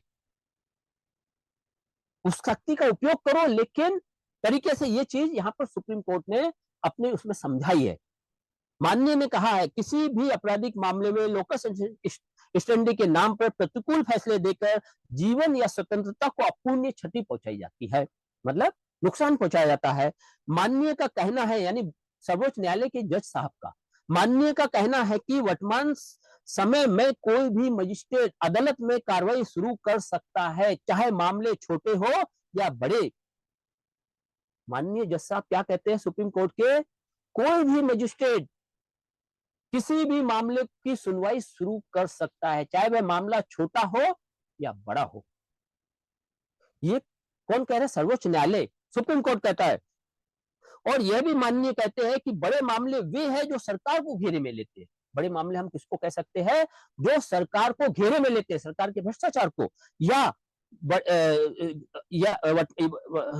लेते हैं। और ऐसी स्थिति में कानून चाहे कितना भी स्वतंत्र हो, हम कहते हैं लोकतंत्र है, कानून स्वतंत्र है, मगर यहां क्या होता है, खुद सुप्रीम कोर्ट कह रहा है कि कानून कितना भी स्वतंत्र हो, सार्वजनिक अधिकारी, पुलिस या अभियोजन अधिकारी हो, ये सभी सरकारी पर्यवेक्षण के अधीन होते हैं और सरकारी निधियों पर निर्भर होते हैं। इस प्रकार के अधिकारियों को अनिवार्य रूप से सरकार के साथ व्यक्तिगत संबंध होने और ऐसे मामलों पर मुकदमा न चलाने के निर्णय को सही या गलत तरीके से राजनीति से प्रेरित रूप में देखा जाता है। मतलब ये जितने भी अधिकारी या इस टाइप के जितने भी मैटर जो बड़े राजनीति से प्रेरित होते हैं, तो माननीय मतलब सर्वोच्च न्यायालय के जज कह रहे हैं कि इसमें ये बड़े बड़े अधिकारी जो इस मामले को चलाएं या ना चलाएं, उनके व्यक्तिगत संबंध होते हैं और ये साफ साफ राजनीति से प्रेरित होते हैं। ये खुद जज साहब मानते, कौन, सुप्रीम कोर्ट के जज मानते इस चीज को। तो आप भी अपने आप को सर्वे सर्वा समझ रहे हो, तो यहां हमने लिखा है वर्तमान मामले में भी पीड़ित रिश्वतखोर अधिकारी से उन सभी पीड़ितों को बचाना चाहता है जो गुलाम बनकर अपनी मेहनत की कमाई उसे रिश्वत के रूप में दे रहे हैं। आप सोचिए, आज अरुण पाल जी अकेले हैं, एक बच्चा रहता है ना, बच्चे को हम स्विमिंग सिखाते हैं, तैरना सिखाना है, तो हम तैरना कब सिखाएंगे, उसको पूरी तरह सुरक्षा देंगे, तभी हम तालाब में या स्विमिंग पूल में उसको तैरना सिखाएंगे। उसके ऊपर ट्यूब होगा, उसके आसपास सभी तैराक लोग होंगे जो उसको बचने से डूबने से बचाएंगे। तभी तो वो बच्चा क्या बोलते बच्चे को तैरना, उसका बाप वहां भेजेगा बच्चे को तैरना सीखने के लिए, यानी पूरी सुरक्षा में। अभी अरुण पाल जी जैसे निकल आए बाहर, अगर वो बाकी के सब जितने लोग थे जो जो जो पीड़ित है, जो शोषित हो रहे हैं, उनको आप सुरक्षा दे दीजिए, उनकी जिंदगी भर की उनकी नौकरी का पर ये लगा दीजिए आप ठप्पा कि इनकी कोई उनको नौकरी से नहीं निकाल सकता, कोई उनके साथ कुछ गलत नहीं कर सकता, कोई उनके ऊपर एफआईआर नहीं कर सकता, सबके सब बाहर आ जाएंगे, सबके सब इस अधिकारी के खिलाफ इमीडिएट एक्शन ले लेंगे, बोले और मुंह खोल देंगे कि हाँ उसने रिश्वत ली है, उसने रिश्वत मांगी है। नहीं करेंगे? बताइए आप सबके सब यहाँ मौजूद है, कोई भी एक बोल दे कि नहीं ऐसा नहीं हो सकता। अरे सुरक्षा दे दीजिए ना आप, ये आ जाएंगे बाहर। लेकिन ये सुरक्षा नहीं दे रहे ना कोई। वो वो लोग अपने परिवार को बचाने के लिए इस गुलाम की जिंदगी को जीने को मजबूर है। अरुण पाल जैसे लोग बहुत कम होते हैं जो बाहर आते हैं। इन्होंने अपना सब गवाया, लेकिन इनकी लड़ाई, इनके गवाने से ये निश्चित है, आप और हम सब जानते होंगे, इनकी वजह से वहां पर वो अधिकारी अब रिश्वत नहीं ले रहा होगा, और जितने भी वहां के कर्मचारी सबको पूरा पेमेंट मिल रहा होगा, किसी के साथ गलत नहीं हो रहा होगा। ये किसकी वजह से? इन अरुण पाल जैसे साहसी लोगों की वजह से होता है। ये परेशान हाल है, लेकिन इनकी परेशानी की वजह से, इनकी हिम्मत की वजह से उन लोगों को सहयोग मिला हुआ है, मगर कोई बाहर नहीं आएगा। मगर हम सबको, अगर अरुण पाल को हम इंसाफ दिलवाएंगे, ऐसे भ्रष्ट अधिकारियों को बीच चौराहे पर मारेंगे, ऐसे भ्रष्ट अधिकारियों को हम जेल पहुंचाएंगे, तभी जाकर के अरुण पाल जैसे इंसान बाहर निकलेंगे और शोषण होना बंद होगा, तब ये लोकतंत्र लोकतंत्र कहलाएगा। तो यहां पर भी यही चीज है कि ये बाहर निकले। आपके विभाग के सभी, अभी हम लेटर पढ़ रहे हैं आगे का, आपके विभाग के सभी अधिकारी अपने रिश्वतखोर अधिकारी को बचाने के लिए संवैधानिक व्यवस्था की धज्जियां उड़ा रहे हैं। आपके विभाग द्वारा खुद संज्ञान लेकर एफआईआर दर्ज करवाना चाहिए और बाकी फैसला पुलिस व अदालत के ऊपर छोड़ना चाहिए। हमारा कहना है सिंपल सा, सर्वोच्च न्यायालय का भी यही कहना है कि ये पूरा मामला पुलिस के ऊपर छोड़ना चाहिए था, इनकी जिम्मेदारी नहीं है इस चीज की। आगे देखिए, माननीय दाभोलकर मामले को भी उदाहरण के द्वारा इन्होंने चिन्हित किया है। इस इस जजमेंट में माननीय दाभोलकर, जो यहाँ पर महाराष्ट्र में जिनका हत्यारों ने, कुछ अतिवादी हत्यारों ने जिनको खात्मा किया था, उस मामले को भी इन्होंने यहाँ चिन्हित किया है इस जजमेंट में। आगे देखिए, माननीय ने साफ कहा है कि पुलिस या निजी व्यक्ति द्वारा मजिस्ट्रेट के समक्ष दायर की गई शिकायत पर राज्य की मशीनरी गतिमान होती है, क्योंकि जो मामला मजिस्ट्रेट के समक्ष दायर की गई शिकायत पर पुलिस या निजी व्यक्ति द्वारा मजिस्ट्रेट के समक्ष, तो उस वक्त जो शिकायत, उसमें राज्य की मशीनरी गतिमान होती है, राज्य की मशीनरी काम आती है, और यदि आरोपी बरी हो जाता है तो अपील करने का अधिकार उसका बना रहता है। यानी अगर इसमें आरोपी बरी हो गया तो भी आरोपी के खिलाफ शिकायतकर्ता को अपील करने का पूरा अधिकार है, या पुलिस को अधिकार है इस मामले में। तो यहां पर भी वो चीज बताई गई है। वर्तमान मामले में भी आपके द्वारा अपराध की समीक्षा का दायित्व पुलिस को देना चाहिए था, भले ही परिणाम कुछ भी मिले। हमारा क्या कहना है इसमें अधिकारी को कि भाई वर्तमान मामले में भी आपने खुद इसमें, इस मामले में अपराध की समीक्षा नहीं करनी चाहिए थी, बल्कि यह मामला एफआईआर दर्ज करने के लिए पुलिस थाने में दे देना चाहिए था। आगे देखिए, माननीय ने कहा है कि स्पष्ट अन्याय के अत्यधिक मामले जहां सरकार कार्रवाई करने में विफल रहती है और पीड़ित पक्ष को यह महसूस होता है कि मामले पर और विचार करने की आवश्यकता है, हमारे विचार में उन्हें सरकार की दया पर नहीं छोड़ा जाना चाहिए। न्याय के प्रशासन में विश्वास को प्रेरित करने और बनाए रखने के लिए एक निजी पक्ष को दी गई अनुमति के साथ अपील के सीमित अधिकार को बरकरार रखा जाना चाहिए। देखिए क्या होता है, पुलिस, जिसके पास पैसा है वो पुलिस को पैसा खिला करके अपने पक्ष में मामला दाखिल वो करवा लेती है। परिणाम क्या होता है, जो पीड़ित है उसको न्याय नहीं मिल पाता है। तो सुप्रीम कोर्ट खुद कह रही है इसके अंदर कि ऐसा पुलिस करती है, पुलिस पैसा खा करके उसके पक्ष में फैसला कर देती है। क्यों? क्योंकि जो राजनेता लोग या बड़े बड़े लोग जो है, पैसे वाले लोग, वो अपने पक्ष में फैसला करवा लेते हैं। तो ऐसी स्थिति में पीड़ित को शिकायत करने का, अपील करने का पूरा अधिकार मिलना चाहिए। ये सुप्रीम कोर्ट में इसी ये चल रहा है। अभी निजी शिकायत पर किसी भी पीड़ित व्यक्ति के कहने पर शुरू किए गए मामले को शामिल करना चाहिए। इनका कहना क्या साफ है, किसी भी शिकायत पर या किसी पीड़ित के व्यक्ति के कहने पर शुरू किए गए मामले को शामिल करना चाहिए, सुप्रीम कोर्ट कह रहा है। मतलब अगर अपराध हुआ है तो किसी भी व्यक्ति के द्वारा उस मामले की सुनवाई शुरू करनी चाहिए। वर्तमान मामले में भी पीड़ित के अधिकार मौजूद है, हमने लिखा है इनको, उसके लिए आपके विभाग द्वारा एफआईआर दर्ज किया जाना अति आवश्यक है। मतलब पीड़ित की तरफ से आप एफआईआर दर्ज करिए वहां पर इस मामले में। आगे माननीय ने उच्च न्यायालय के लिए साफ कहा है कि अनुच्छेद संविधान का अनुच्छेद 136 ना तो किसी को उस न्यायालय के अधिकार क्षेत्र का अधिकार प्रदान करता है और ना ही किसी को रोकता है। माननीय का कहना है कि न्यायालय की शक्ति का क्षेत्र किसी की सीमा से सीमित नहीं है। उच्च न्यायालय द्वारा बरी किया जाना न्याय का गर्भपात है। देखिए एक चीज यहां पर सर्वोच्च न्यायालय ने उच्च न्यायालय के खिलाफ टिप्पणी करी है। क्या कहा है कि उसने जो रद्द की, जो एफआईआर मजिस्ट्रेट ने संज्ञान लेकर दर्ज करने का आदेश दिया था, उस एफआईआर को हाईकोर्ट बिहार हाईकोर्ट ने रद्द कर दिया था 136 का सहारा लेकर, अपनी शक्ति का दुरुपयोग करके। तो वो चीज इसमें सर्वोच्च न्यायालय ने बोली है कि हाईकोर्ट ने अपनी शक्ति का गलत इस्तेमाल किया, दुरुपयोग किया अपनी शक्ति का।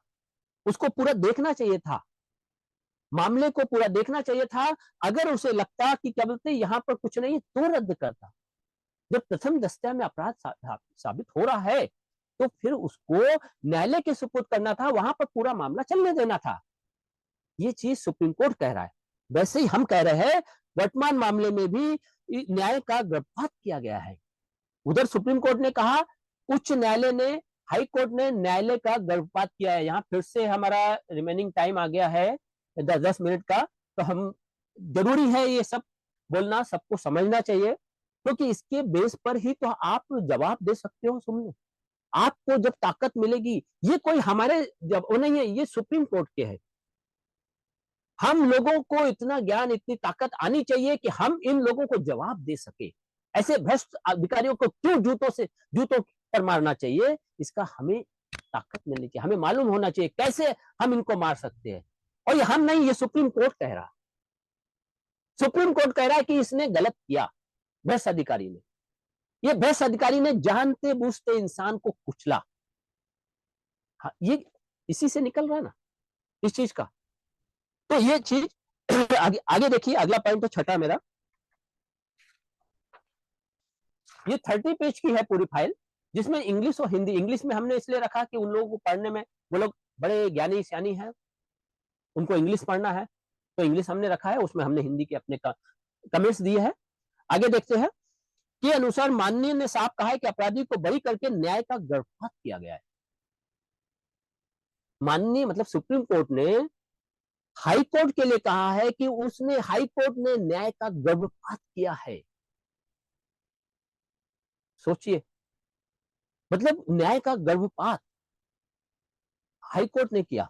इस चीज को कैसे कि संज्ञेय अपराध को उसने रद्द कर दिया। मजिस्ट्रेट ने संज्ञान लेकर संज्ञेय अपराध लिया, उस अपराध को बिना सोचे समझे हाईकोर्ट ने अपनी शक्ति का दुरुपयोग करके रद्द कर दिया। ये कौन सा तरीका हो गया? तो ये चीज यहां पर मेंशन है। वर्तमान मामले में भी आपके विभाग द्वारा न्याय का गर्भपात किया गया है, जिसके आपके विभाग द्वारा तुरंत सुधार करना चाहिए। हम कह रहे हैं इनसे, ये सुप्रीम कोर्ट के लॉ को दिखाते हुए कि आपने भी न्याय का गर्भपात किया है, इसमें सुधार कीजिए, तुरंत एफआईआर दर्ज कीजिए। अगला पॉइंट देखिए, 7वां के अनुसार माननीय सुप्रीम कोर्ट के जज साहब कह रहे हैं, माननीय ने साफ कहा है कि विद्वान चीफ जुडिशियल मजिस्ट्रेट ने उपलब्ध सामग्री के आधार पर कथित अपराधों का संज्ञान लिया और प्रथम दस्ता में संज्ञेय अपराध का मामला पाया। सुप्रीम कोर्ट ने जो दस्तावेज पेटिशनर ने उसके सामने रखे, उसके आधार पर सुप्रीम कोर्ट ने कहा कि मजिस्ट्रेट ने मामले का संज्ञान लिया और पहली नजर में उसको नजर आया कि यहां पर अपने संज्ञेय अपराध है, कॉग्निजेबल ऑफेंस पाया गया। तो फिर उसने लिया, कौन सा गलत किया? तो यहां पर भी हम कह रहे हैं इनसे कि इस मामले, वर्तमान मामले में उपलब्ध सबूत जो हमने दिए प्रथम दस्ता में संज्ञेय अपराध की पुष्टि करते हैं। जो सबूत हमने दिए वो पहली नजर में ही अपने संज्ञेय अपराध, कॉग्निजेबल ऑफेंस की पुष्टि कर रहे हैं। तो उस एफआईआर दर्ज करवानी चाहिए। अगला 8वां पॉइंट है, देखिए, के अनुसार माननीय ने साफ कहा है कि यह एक आपराधिक कार्रवाई को रद्द करने की शक्ति का प्रयोग स्वयं से करना चाहिए।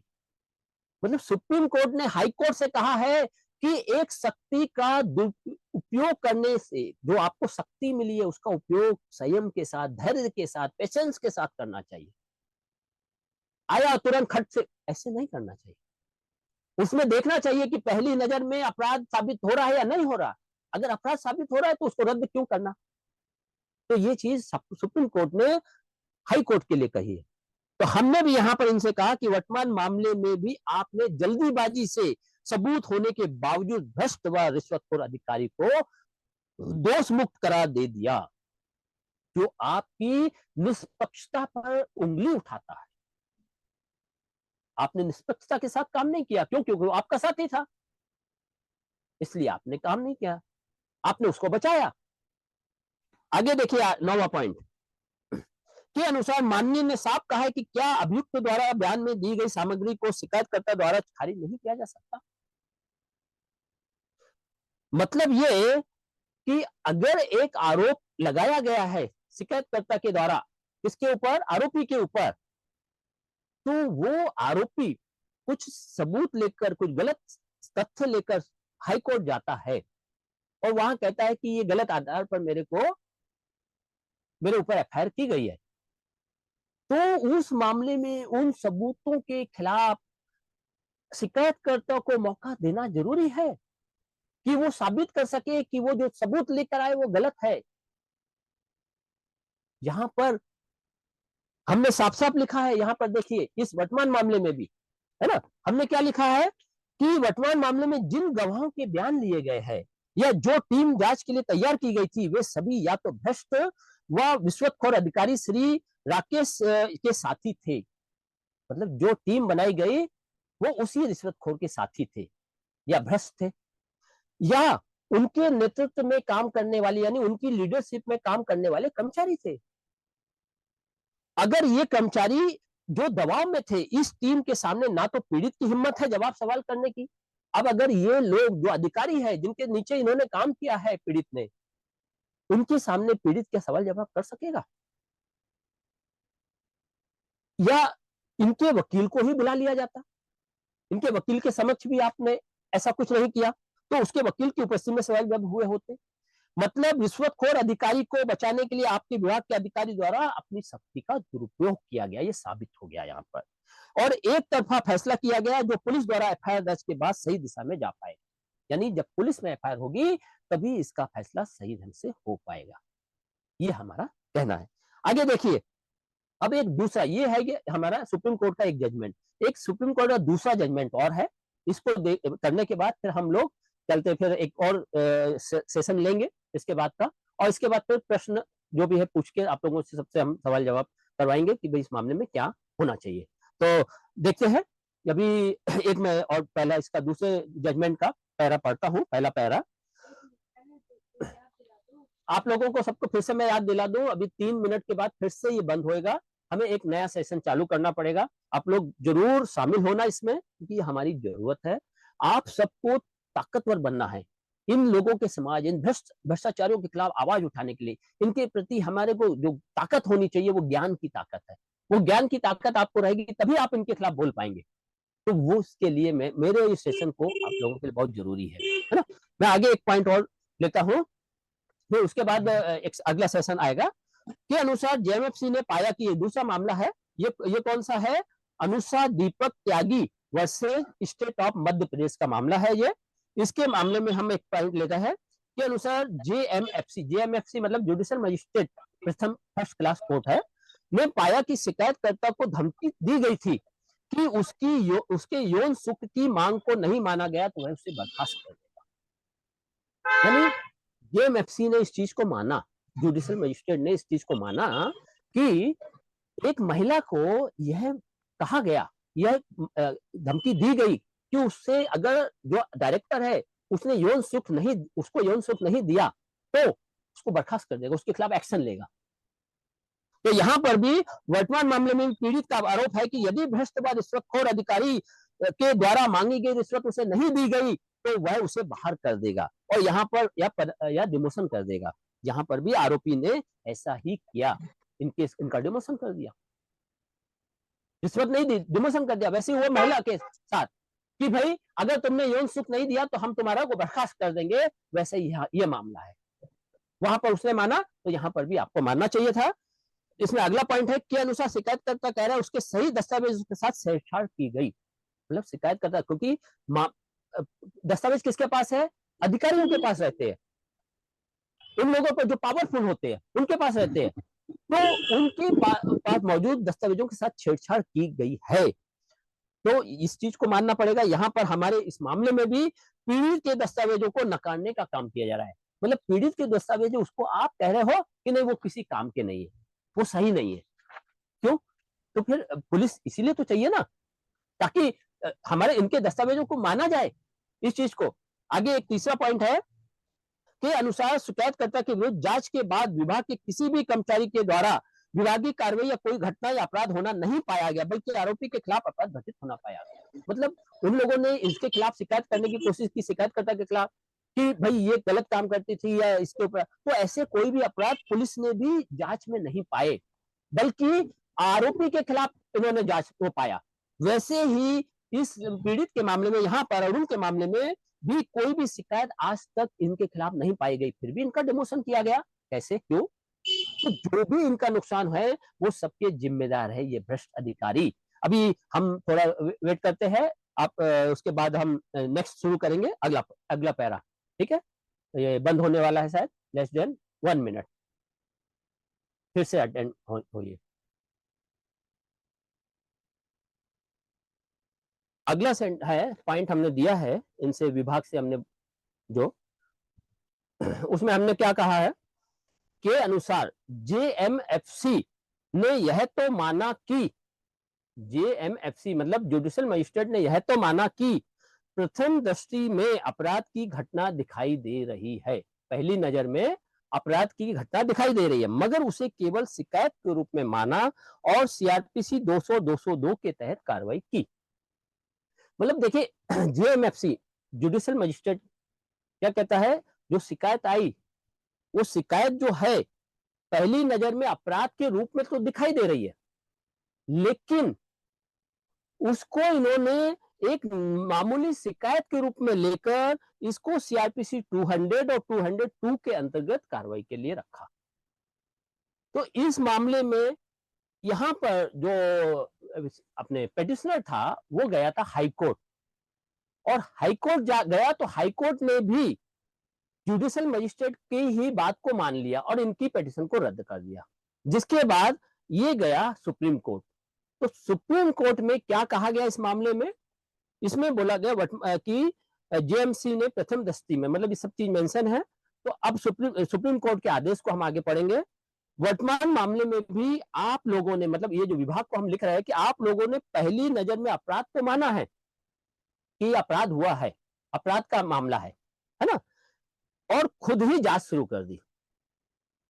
मतलब आपको जांच करने का अधिकार नहीं, आपने कोई ट्रेनिंग नहीं ली उसकी, आपका कोई डिपार्टमेंट नहीं, आप तो किसी दूसरे काम के लिए उस जगह पे बैठे हैं ना, तो आपने वहां पर खुद ही जांच कर ली और जज बनकर फैसला करते हुए आरोपी को दोषमुक्त कर दिया।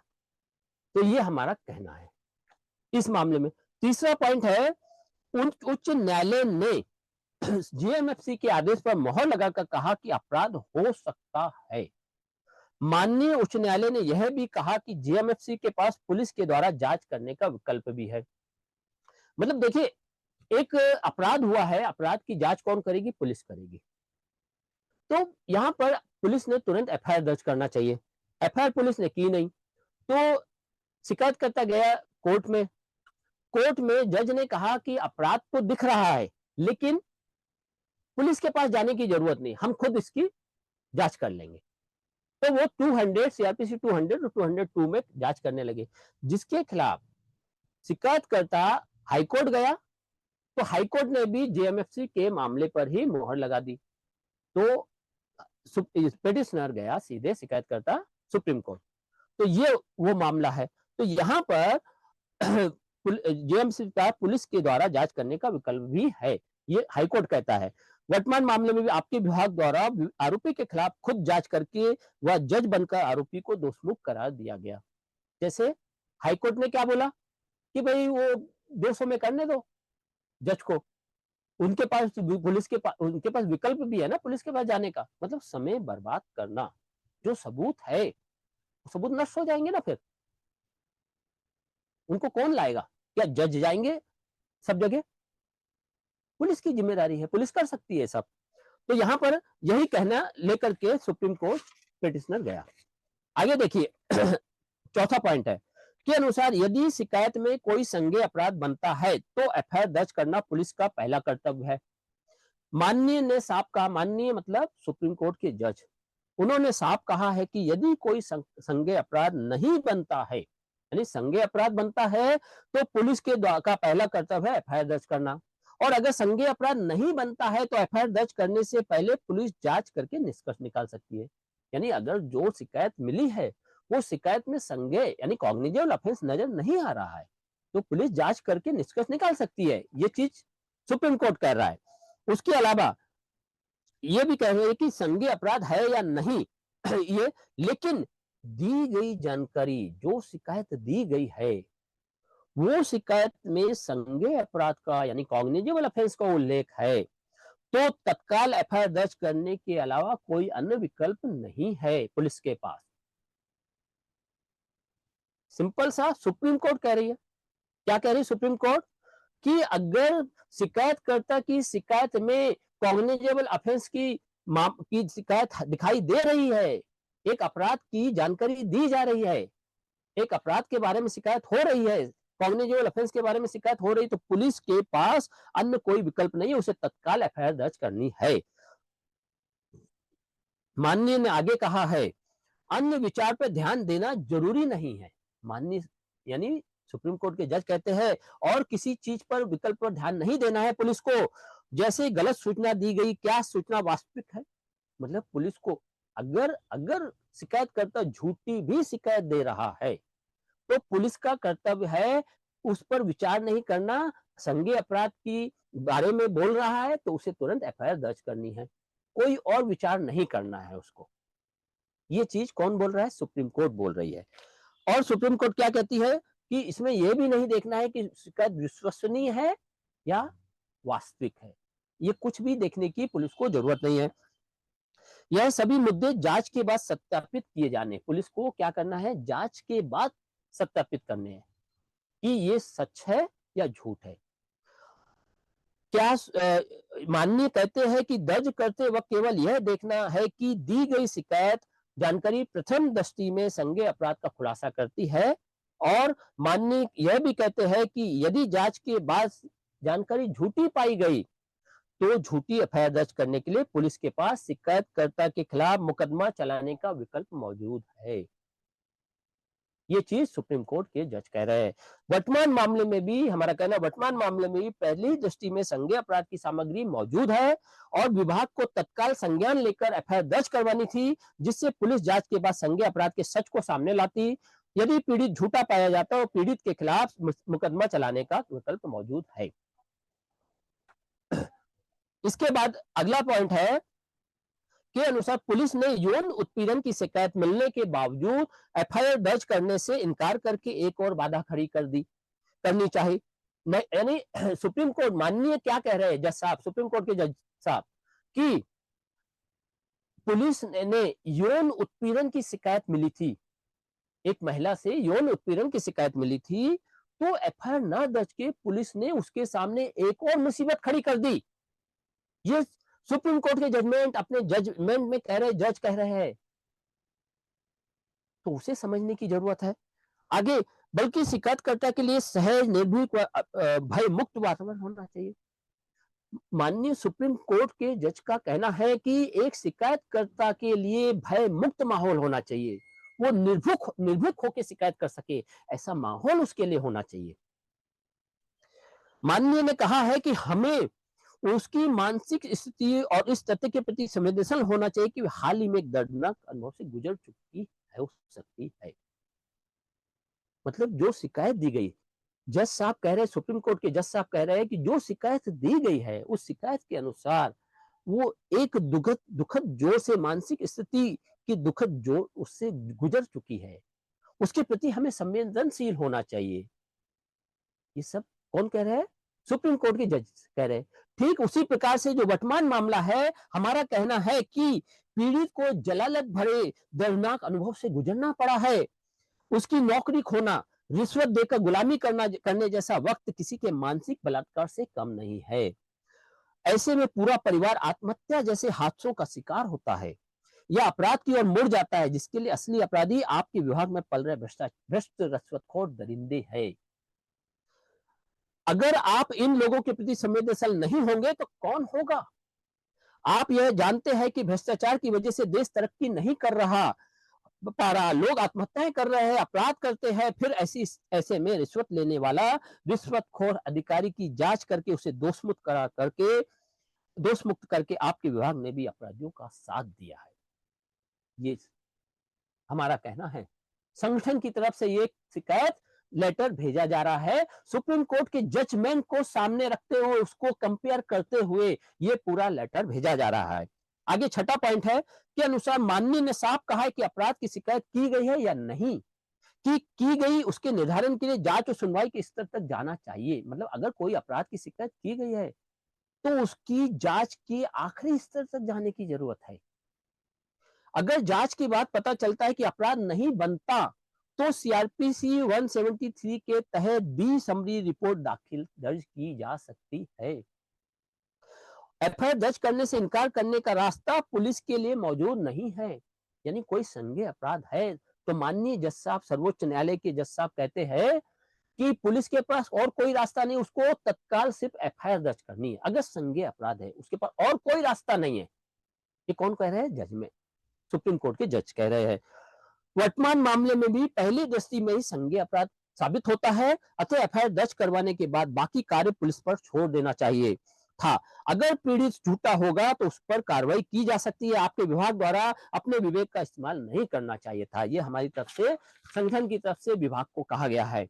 अगला पॉइंट है कि अनुसार माननीय ने कहा है पहली दृष्टि पड़ने पर कथित संज्ञेय अपराध का पता चलता है, वहां पुलिस को जांच करने का आदेश देना चाहिए, जिससे अभियुक्त या अन्य व्यक्तियों के कब्जे में कथित रूप से दस्तावेजी साक्ष्य या अन्य साक्ष्य होंगे जिनकी जांच करने के लिए पुलिस के पास शक्तियां हैं। इसलिए मामले को पुलिस के पास जाने की, यहाँ सुप्रीम कोर्ट के जज साहब क्या कह रहे हैं कि मामले को पुलिस के पास भेजना चाहिए। क्यों? क्योंकि पुलिस के पास वो शक्तियां हैं जिसका इस्तेमाल करके वे, यानी पुलिस, उन साक्ष्यों को, उन दस्तावेजों को, उन सीसीटीवी फुटेज या जो भी इससे रिलेटेड है, उन सबको पा सकती है, उन सबको कवर कर सकती है, उन सबको अपने पास ला सकती है, जांच के लिए कब्जे में ले सकती है। ये शक्ति है पुलिस के पास, इसलिए तुरंत एफआईआर दर्ज करनी चाहिए। वर्तमान मामले में भी पीड़ित द्वारा दिए गए सबूतों की पुष्टि के लिए अधिकांश दस्तावेज, अन्य साक्ष्य सब किसके पास है? आरोपियों के पास है, आरोपी अधिकारी के पास है। तो ऐसे में पुलिस ही उन साक्ष्यों को अपनी शक्ति का इस्तेमाल करके प्राप्त कर सकती है, पीड़ित नहीं प्राप्त कर सकता। और ये अधिकारी तो, भ्रष्ट अधिकारी तो दबा रहे हैं, ये तो सामने दिखाई दे रहा, इसलिए तुरंत एफआईआर दर्ज करनी चाहिए। अगला पॉइंट है कि अनुसार माननीय ने एक बार फिर मामले की गंभीरता पर ध्यान दिलाते हुए शिकायतकर्ता पर और अधिक बोझ नहीं डालने को कहा है ना? और माननीय ने यह भी कहा है कि अपराध को साबित करने के सबूत शिकायतकर्ता के द्वारा प्राप्त करना असंभव है और सबूतों के अभाव तक में सच्चाई तक नहीं पहुंचा जा सकता। देखिए, सबसे पहली चीज, पहले पॉइंट पर कि संज्ञेय अपराध है, ये साबित है, तो उस शिकायतकर्ता पर और अधिक बोझ मत डालो सबूत लाने के लिए। पहला, ये कौन कह रहा है? सुप्रीम कोर्ट के जज। दूसरा, जज साहब कह रहे हैं कि अपराध को साबित करने के लिए जो सबूत चाहिए वो सबूत शिकायतकर्ता नहीं ला सकता, क्योंकि उसके पास वो शक्ति नहीं है, उसके लिए प्राप्त करना असंभव है और सबूतों के अभाव में सच्चाई तक नहीं पहुंचा जा सकता। माननीय जज साहब क्या कर रहे हैं? सर्वोच्च न्यायालय के कह रहे कि अगर सबूत नहीं होंगे तो सच्चाई तक कैसे पहुंचा जा सकता है? सच्चाई तक पहुंचा ही नहीं जा सकता।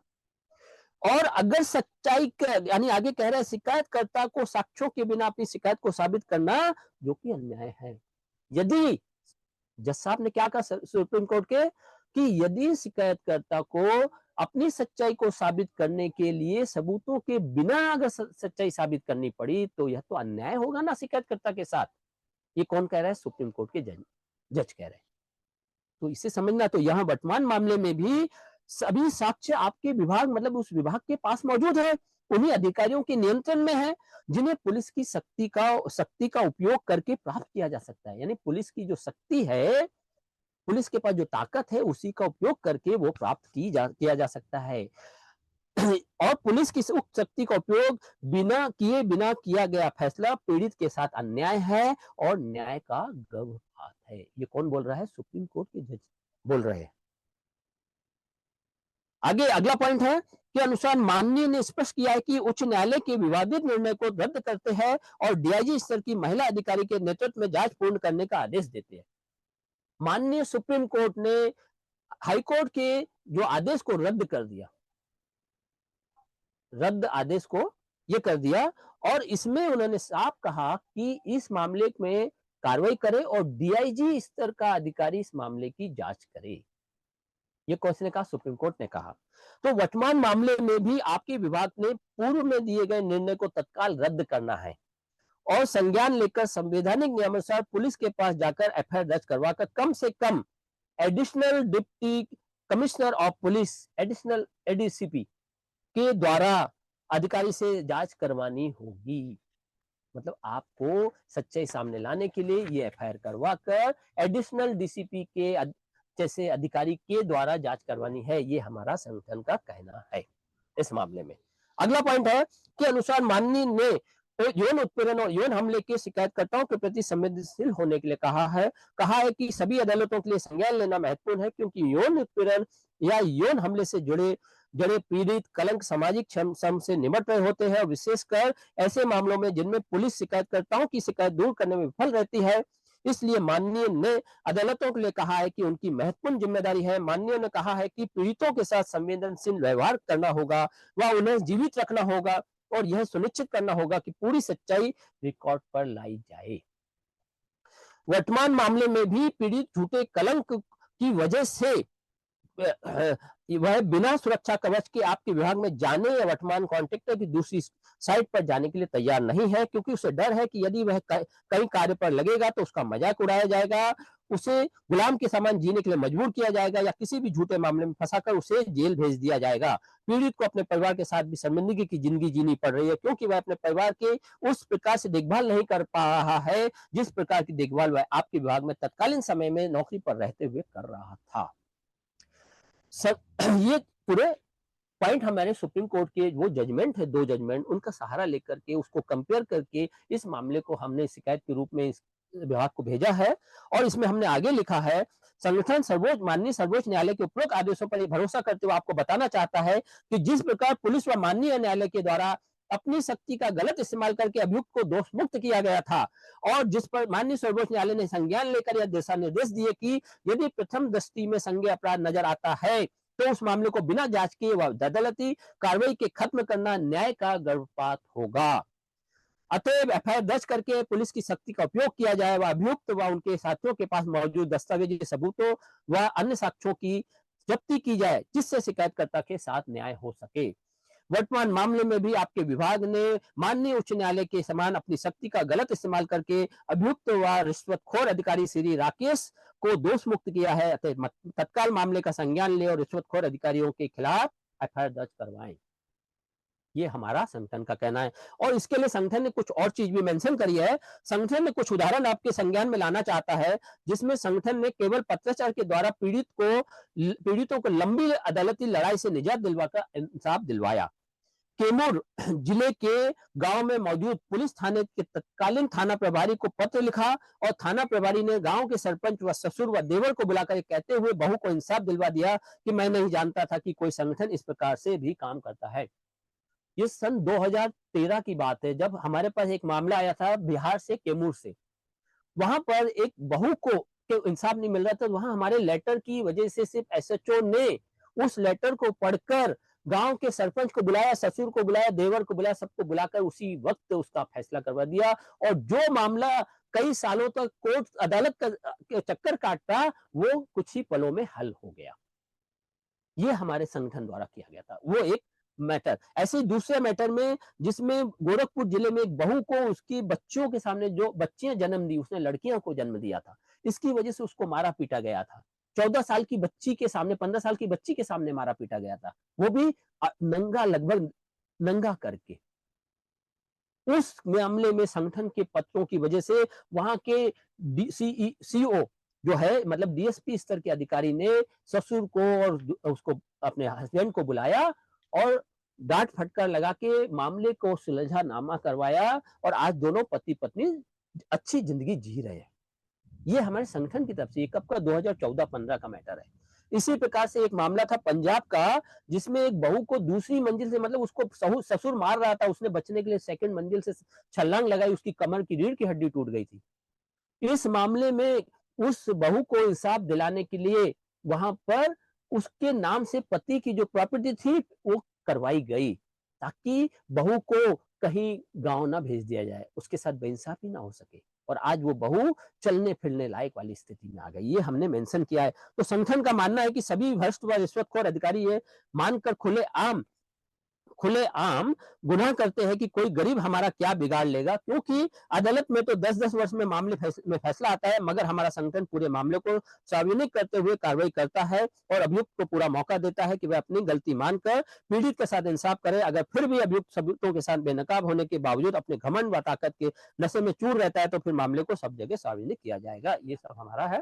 तो ये पूरा मामला था, मेरे ख्याल से काफी समय ले लिया मैंने आप लोगों का, और क्योंकि जरूरी है, जब तक आप लोगों को जानकारी ना मिले, जब तब तक आप लोग लड़ नहीं सकते, आप बोल नहीं सकते, ज्ञान के बिना तो आप कुछ बोल कर नहीं सकते ना। तो अब मैं इस मामले में आप लोगों के ये लूंगा अपने सवाल जवाब, कि ये मामले में इस भ्रष्ट अधिकारी का भ्रष्ट भूषण सम्मान उसको मिलना चाहिए, नहीं मिलना चाहिए, क्या गलत हो रहा है, क्या नहीं हो रहा है। तो सबसे पहले मैं नितिन जी आपसे चाहूंगा कि आप कुछ इस मामले में बोले। नितिन चौहान जी। नितिन चौहान।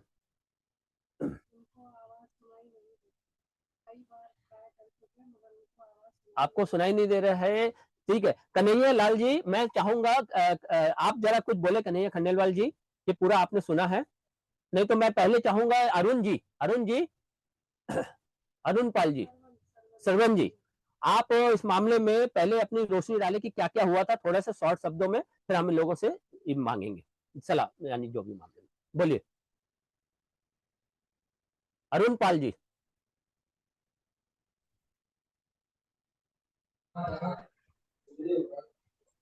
मेरे माइक चालू नहीं हो रहा है भाई। हेलो। हाँ बोलिए हाँ जी, हाँ अरुण। जी। हाँ, हाँ जी सर। हाँ बोलिए, अनम्यूट कीजिए, हाँ बोलिए।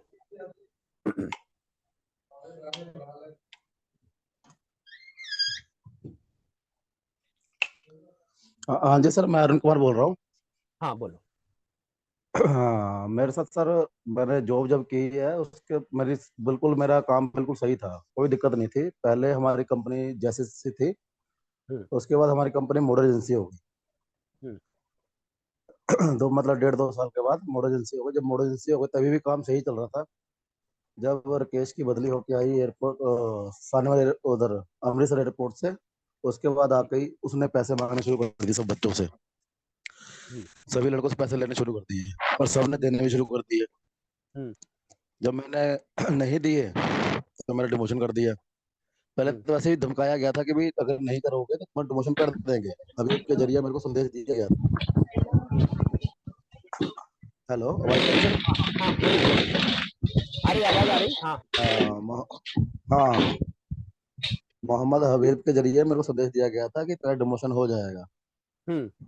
तो मैं बोला देखी जाएगी, डिमोशन हो जाएगा तो कौन सी खाली यही नौकरी है कि पहले भी हम खाली एयरपोर्ट पे काम कर रहे थे, हमको कहीं और नौकरी मिल जाएगी, पर हम्म। मैं पैसे नहीं दूंगा। हम्म। तो जैसा मोहम्मद हबीब ने बताया था, हम्म। ठीक वैसे ही हुआ। जब मैंने पैसे नहीं दिए, मेरा डिमोशन कर दिया गया। हम्म। मुझे ऑपरेटर से हेल्पर बना दिया हम्म। गया। वो सब लड़के पैसे दे रहे थे, जो हेल्पर था उसको फिर ऑपरेटर बना दिए। हम्म। जो लड़के मेरे नीचे काम करते थे वो मेरे ऊपर काम करने लग गए, उनके कहने पे मेरे को काम करना पड़ गया। फिर भी हम्म। मैंने 2-3 महीने मुश्किल से निकाले। हम्म। उसके बाद मैं सोचा चलो गांव जाते घूम आते हैं, थोड़ा मूड सही हो जाएगा, क्या पता यहाँ भी सही हो जाए सब कुछ। मैं हम्म। छुट्टी लेके गया गांव, 20 दिन की छुट्टी लेके गया। 5-6 दिन मेरे ऊपर लग गए। मैंने हबीब को बताया था कि अगर वो ऊपर नीचे हो जाएंगे कुछ दिन तो मैं तुम्हें बता दूंगा, छुट्टी मेरी बढ़वा देना। हम्म, जब मैं 8-10 दिन लेट आया तो इन्होंने मेरे को दोबारा कहते जाओ, जब तुम घर जाओ तुम्हारी छुट्टी हो गई है, तुमको नहीं रखेंगे। हम्म, तो जब ये मैंने संगठन में आपको बताया, सारे अपना बायोडाटा दिया, सारा बताया कि भाई मेरे साथ ऐसा ऐसा हुआ है, तो फिर आपके जैसे जैसे आपने कहा वैसे वैसे मैंने किया। उसके बाद मेरे को इमरजेंसी वाले बोलते आ जाओ, कोई बात नहीं, तुमको हम रख लेंगे, एयरपोर्ट में दोबारा आ जाओ। मैं बोला एयरपोर्ट में तो हम्म, मैं दोबारा नहीं आऊँ। फिर कहते तुमको हम्म, कहीं दूसरी जगह भेज देते हैं, सैलरी बढ़ा के भेज देते हैं। मौला सर, जब आपने पहले जब मैं आया तब नहीं रखा, तब मैं क्या करने आऊंगा आपके पास? हम्म, मैं नहीं आ सकता आपके पास दोबारा। हम्म, हाँ, तो उसके बाद ये क्या कहते हैं, जो आरटीआई वगैरह लगाई थी, फिर दिल्ली से जवाब आया कि तुम पहले रिपोर्ट अथॉरिटी वाले के पास क्यों नहीं गए, डायरेक्टर साहब के पास क्यों नहीं गए, अफसर जो वहाँ है उनके पास क्यों नहीं गए? हम्म, मौला सर, मेरे को डर लगा इसलिए मैं गया नहीं। पहले मैं हम्म, इधर अपना एनजीओ में आया। हम्म, लेकिन जो मैं सोच रहा था सेम वही चीज हुआ। एनजीओ के पास आने के बाद मैंने, जब उन्होंने कहा भी दोबारा मिलो उनसे जाके, मेरे को जो दिल्ली से लेटर आया था कि तुम मिलो, मुलाकात करो, हम्म, तो जो मैं सोचा था भी मुलाकात करने का कोई फायदा नहीं होगा, बिल्कुल वही हुआ। मुलाकात मैंने दोबारा की भी, सभी अफसरों से, डायरेक्टर साहब से, कोई फायदा नहीं है। अब वो 1 साल होने को आया है, ना कोई सुन रहे हैं ना कोई जवाब दे रहे हैं। वो आराम से ड्यूटी कर रहा है मस्त मौले की तरह, हर महीने सैलरी बराबर। उठा रहा है। मतलब जो भी सब हमने लड़के, कहा है, हाँ। हमने जो इस मामले में कहा है, आपके मामले में वो बिल्कुल सही बोला है हाँ ना, जी, जो चीज है बिल्कुल ना। सही है और सर, बिल्कुल हाँ, और ये बिल्कुल जो सही। अधिकारी है, मतलब रिश्वतखोर था जो राकेश, उसने तो ये किया था आपसे हाँ डेढ़ जी, लाख रुपए, मतलब बोला कि 1.5 लाख मुझे मिलते मगर हाँ, आपसे चाहिए। हाँ, ये सब चीजें आपकी रिकॉर्डिंग में हाँ, भी सब बिल्कुल। मौजूद है ना। हाँ, ये सब जो तो सर, इसमें, हाँ, जो रिकॉर्डिंग हाँ है। हाँ, बराबर, इसमें जो जो चीज डायरेक्टर है, रिकॉर्डिंग, जो चीज, हाँ, हाँ जी, हाँ हाँ बोलिए। हम्म, जो और चीज की रिकॉर्डिंग है वो रिकॉर्डिंग है मेरे पास, वही चीज मैंने शपथ पत्र में पूरा सेम टू सेम वही चीज लिखी है। हम्म, उसमें मैंने कुछ हम्म, से भी अपने तरफ से एडिट नहीं किया है। हम्म, वो बहुत बेशर्मी की तरह कह रहा है मेरा 1.5 लाख में पूरा नहीं होता, हम्म, तो मैं सबसे पैसे ले रहा हूँ, सब दे रहे हैं, अगर तू नहीं देगा तो फिर तू देख ले। हम्म, सारी चीजें उसमें सर दी हुई है। हम्म। मतलब ये जो तो अधिकारी जिसको कार्रवाई करनी चाहिए थी इनके ऊपर, जिन्होंने आपसे, दिल्ली वालों ने भी कहा हाँ, कि भाई आपको हमारे पास आना चाहिए हाँ, था, तो वहां जाने के बिल्कुल, बाद हुआ क्या? सबूत मिल होने हाँ, के बाद भी उन्होंने अपने कुछ नहीं अधिकारी हुआ से सर। बचाया। तो सही मायने में अपराध सामने बचाया दिखने के बचाया। बावजूद ये लोग क्या बोलते हैं, जबरदस्ती कुचल रहे हैं, हाँ, लोकतंत्र का गला कुचल रहे हैं। वो सब लोग, जितने लोग हैं आपके साथ के थे, वो कुचल सब रहे थे, गुलामी की कुचल जिंदगी रहे। जी रहे हैं ना वहां पर आज। हाँ, वो पहले पहले आपके साथ, बिल्कुल उनकी सर, रिकॉर्डिंग बिल्कुल। भी है आपके पास, सब आपके पास गुलाम है। रिकॉर्डिंग भी है कि वो कहते थे अरे हाँ ये हमसे पैसे ले रहे, गलत हाँ, ले रहे, ये सब सब बोले हैं उन्होंने, सब की है, है सब ना। की है। और अभी हाँ, उन्होंने हाँ, क्या हाँ, कहा कि नहीं कोई सब पैसा बोला, नहीं ले सब रहे, बोला। है ना। अभी बाद में क्या कहा, कोई पैसा नहीं ले रहे। नहीं, तो ये सब चीजें कोई मतलब किस पैसा वजह नहीं ले से, रहे। हाँ, ये किस वजह से आई, सुप्रीम कोर्ट के जजमेंट हमने इसलिए मेंशन किए।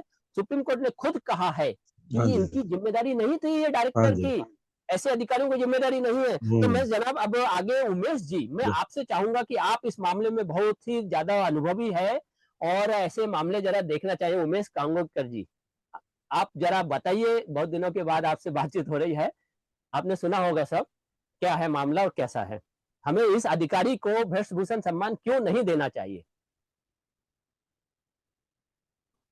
आपका अनम्यूट कीजिए, बताइए उमेश कांगोकर जी।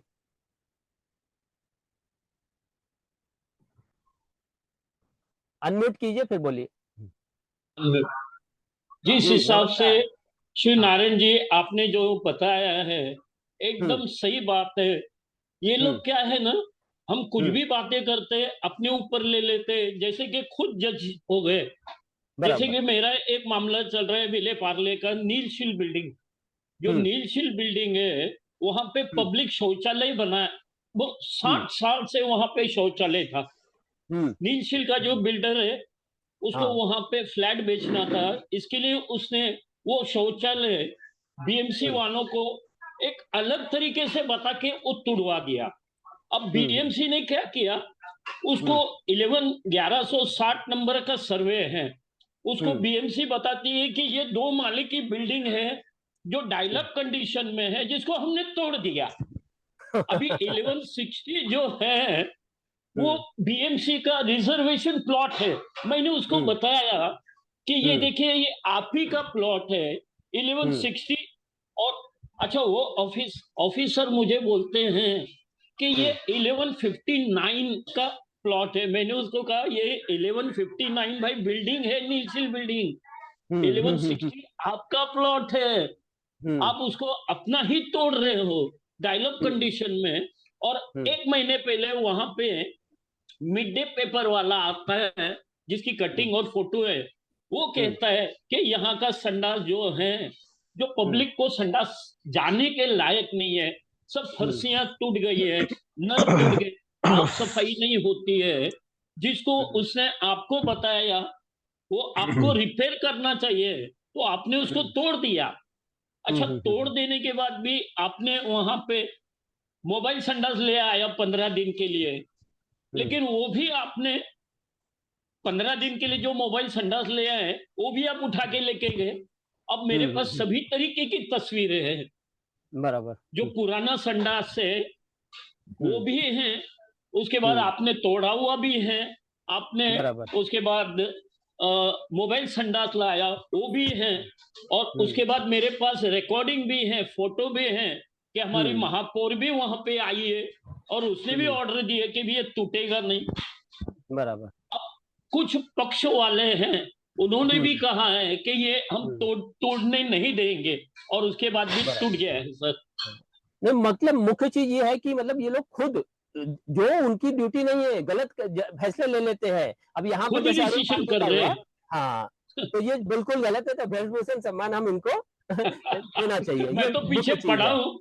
हाँ, मैंने तो कल ही RTI हमारे मुख्यमंत्री के ऊपर मारा हूँ। नहीं बिल्कुल, ये सब अपने को बहुत जरूरी है, बहुत जरूरी है सब करना, है ना। चलिए अभी कितने 5 मिनट फिर बचे हैं मेरे ख्याल से। हम बंसल जी आप बोलेंगे कुछ इस मामले में? पवन बंसल जी। विक्रम शर्मा जी आप बोलिए। विक्रम शर्मा, हाँ आप बोलिए। नमस्ते सर। हेलो, नमस्कार जी। सर ये भ्रष्ट भूषण सम्मान जो है ये अति सम्मानजनक रूप से इनको दिया जाना जरूरी है। हाँ बिल्कुल बहुत जरूरी, बहुत सम्मान के साथ माला पहनाते हुए, पगड़ी पहनाते हुए भ्रष्ट भूषण सम्मान दिया जाना जरूरी है जी। और इसके साथ साथ हाँ, क्योंकि देखिए ये लोग जिस संविधान के बदौलत इस पद पर बैठे, उस संविधान को ही धज्जियां उड़ा रहे ये लोग। सुप्रीम कोर्ट कह रहा है कि ऐसे करना, ये सुन नहीं रहे, तो ये जरूरी है इनके लिए, है ना। सर तो मैं भी आगे मैं भी बुलंदशहर जिले के जो अधिकारी रहे हैं उनको ये भ्रष्ट भूषण सम्मान से सम्मानित अवश्य करूंगा, और हो सकता है मैं रहूं या ना रहूं लेकिन इनको जरूर सम्मान दूंगा। हम सब मिलके करेंगे, जरूर करेंगे, हम सब मिलके करेंगे जरूर। हाँ बंसल जी आप कुछ बोलेंगे? हाँ सर जी नमस्कार सर जी। नमस्कार जी। आम व्यक्ति को समझते कुछ नहीं है अधिकारी लोग, कीड़े मकोड़े की तरह समझते हैं, उनसे वैसा ही व्यवहार करते हैं ये लोग। इनके ऊपर एक्शन लेने वाला कोई सिस्टम होना चाहिए। मैं धन्यवाद करता हूँ आपका कि आपने ये जिम्मेवारी उठाया हुआ है सभी के सहयोग से। मैं भी आपके साथ हूँ। इनको वो सजा मिलनी चाहिए जो इनका हक है जी। धन्यवाद। ताकि और अधिकारी ऐसी हरकतें ना करें, कोई और ना करे। बोलते हैं RCM सेवक, क्योंकि इनकी जिम्मेदारी है ये करने की। ये बोलते तो सेवक है। हाँ जी ठीक। बोलते तो आप मालिक हो, परंतु मालिक नहीं है आप, गुलाम समझते हो हम लोगों को। बिल्कुल, हम लोग मालिक होकर इस पे एक्शन लेना ही चाहिए सर जी। कर रहे हैं। सही। अच्छा नासिर हाँ जी, मनियार हाँ। जी आप कुछ बोलेंगे? नहीं मैं अच्छा नासिर का नहीं हो जिस रहा है। सिस्टम में मैं पीड़ित हूँ वहां पे बड़े बड़े अक्षर में लिखा है आप RCM के मालिक हो, मालिक। बिल्कुल सही बात। वैल्यू हमारी एंट्री वो उस ऑफिस का एंट्री करने का अधिकार नहीं है हमारे पास। अच्छा ये तो ये सब हम वहां पे लोगों को लिखा हुआ आप जरूरी मालिक हो, इस कंपनी के मालिक हो। भाई मालिक मालिक लिखा हुआ बड़े बड़े अक्षरों में। पावर हमारे पास अंदर बढ़ने की नहीं है। नहीं बिल्कुल मिलते हैं सर जी, बहुत सारे केसों में बहुत सारी बातें मिलेंगी। Thank you. इनको वो जो अवार्ड बनाया आपने, इनको देना ही चाहिए आपको। नहीं बिल्कुल हम लोग देंगे, ये चौथा अवार्ड है। और अभी और भी हम लोगों को इस तरह की धीरे धीरे करेंगे। इधर सब ऑडियो वीडियो भेजेंगे। ठीक है राकेश, आज पहली बार आपको सुनने का मौका मिला, बहुत अच्छा लगा सर जी। नहीं जरूर, थैंक यू। राकेश कोतवाल जी, आप कुछ बोलेंगे? एसी चालू है ना, तो फैन बंद कर। हेलो, नमस्कार सर। राकेश कोतवाल जी, जी आप नमस्कार कुछ सर। बोलिए। जी मैं थोड़ा अकेले रहता हूँ। हाँ। मतलब अपने ड्यूटी के सिलसिले में दूर, तो खाना वगैरह खुद सब बनाना पड़ता है, तो साथ साथ में आपका भी सुन रहा था, तो कुछ ओके, बातें ओके। स्किप भी हो रही थी क्योंकि ध्यान बंट रहा था। लेकिन जी। इसी तरह का मामला सर मेरा भी है। ये हुँ, का प्राइवेट कंपनी का है, तो मैं सरकारी जॉब में, बात यह है कि मैं कंट्रेक्चुअल हूँ, तो कुछ कुछ हुँ। चीजें ऐसा लग रहा था कि जैसे एक जैसी हो। नहीं, लगभग सभी लोगों की एक जैसी है। अभी प्रशांत भूषण इस चीज़ के ऊपर आगे बढ़ रहे हैं और हम लोग सब आगे बढ़ेंगे और इनको ज़रूर सज़ा दिलाना है। ये सब चीज़ों को रोकना बहुत ज़रूरी है। हम लोगों को गुलाम बनाया जा रहा है ना, गुलामी हमें गुलामी से बाहर निकलना है। विरोध तो करना बिल्कुल पड़ेगा बिल्कुल इस चीज़ का। तो बिल्कुल। इसलिए हम पॉइंट टू पॉइंट पकड़ के हम लोग चल रहे हैं और इनके पूरे सबूतों के साथ हम लोग ये रखना चाहते हैं, इस सब चीज़ को। तो ये जो जी भ्रष्ट भूषण सम्मान इनको मिलना चाहिए या नहीं, ये चीज़ आपके हिसाब से कैसी लग रही है? सर, इनको ये जो राकेश जी हैं, राकेश कुमार जो हैं, हाँ, राकेश और क्या बोलते हैं इनके जो ऑफिसर है सर इनको उनको, कहाँ सम्मान हाँ, मिलना चाहिए? ऐसे लोगों को तो एसके सरन है। इन दोनों को, जेल क्योंकि में एसके होने सरन चाहिए तो ऐसे। उससे ज्यादा जिम्मेदार माने जाएंगे ना, एसके सरन जो डायरेक्टर है इनके, जी जी जी बिल्कुल। तो ये सर, उनको ऐसे जरूर लोग मिलना जेल में होने चाहिए। चाहिए, लेकिन बहुत फाइट करना पड़ता है एक्चुअली। नहीं, फाइट की तो एक अलग चीज है। देखिए, आप जब तक हम्म उतरेंगे नहीं लड़ने, तब तक क्या होगा? कुछ भी नहीं, फिर तो हम्म, ये तो करते रहेंगे ना अपना काम, ऐसा हाँ ही। हाँ बिल्कुल तो बिल्कुल, ये हमें करते रहेंगे। उतरना तो पड़ेगा किसी ना। को तो लड़ना होगा, हाँ, फिर तो बिल्कुल इनकी दादागिरी चलती रहेगी सर जी। बिल्कुल बिल्कुल, बिल्कुल सर, बिल्कुल। बिल्कुल। इसलिए इनकी हमें दादागिरी उतरना कब है। बंद होगी आगे से? जब जब हम लोगों को ज्ञान होगा। अभी देखिए, हमने साफ साफ बिल्कुल सही ढंग से स्पष्ट कंपेयर करके बताया कि किस प्रकार से सुप्रीम कोर्ट के आदेशों का इन लोगों ने धज्जियां उड़ाई है, ठोकों पर रखा है। ये स्पष्ट कंपेयर करके हमने पॉइंट टू पॉइंट बताया है ना। तो जी हमें ताकत आनी चाहिए इस चीज को समझकर, इसके लिए, है ना राकेश जी? बिल्कुल बिल्कुल सर, आप सही कह रहे चलिए, हैं। अच्छा ठीक है। हर्ष जी, आप कुछ बोलेंगे इस मामले में? हर्ष जी, हर्ष जी, और कोई बोलना चाहेगा? नासिर मनिहार जी, आप कुछ बोलेंगे? नासिर मनिहार जी, हर्ष मेरा बेटा है सर जी। हेलो। आपका? हर्ष मेरा बेटा है। अच्छा, अच्छा, मेरा ओके, बेटा है। Okay, thank you. कोई बात नहीं, कोई बात नहीं, चलिए, बढ़िया, आप लोग थैंक शामिल हुए। Thank thank you sir. हाँ, ठीक। नासिर मनियार जी, आप कुछ बोलेंगे? नहीं जा रही। अच्छा, और कोई कुछ बोलना चाहेगा? ठीक है, उमेश जी, आप अपनी बात रखिए रखिए, थोड़ा जो भी आप खत्म कीजिए। अरुण पाल जी, आप कुछ और बोलेंगे क्या?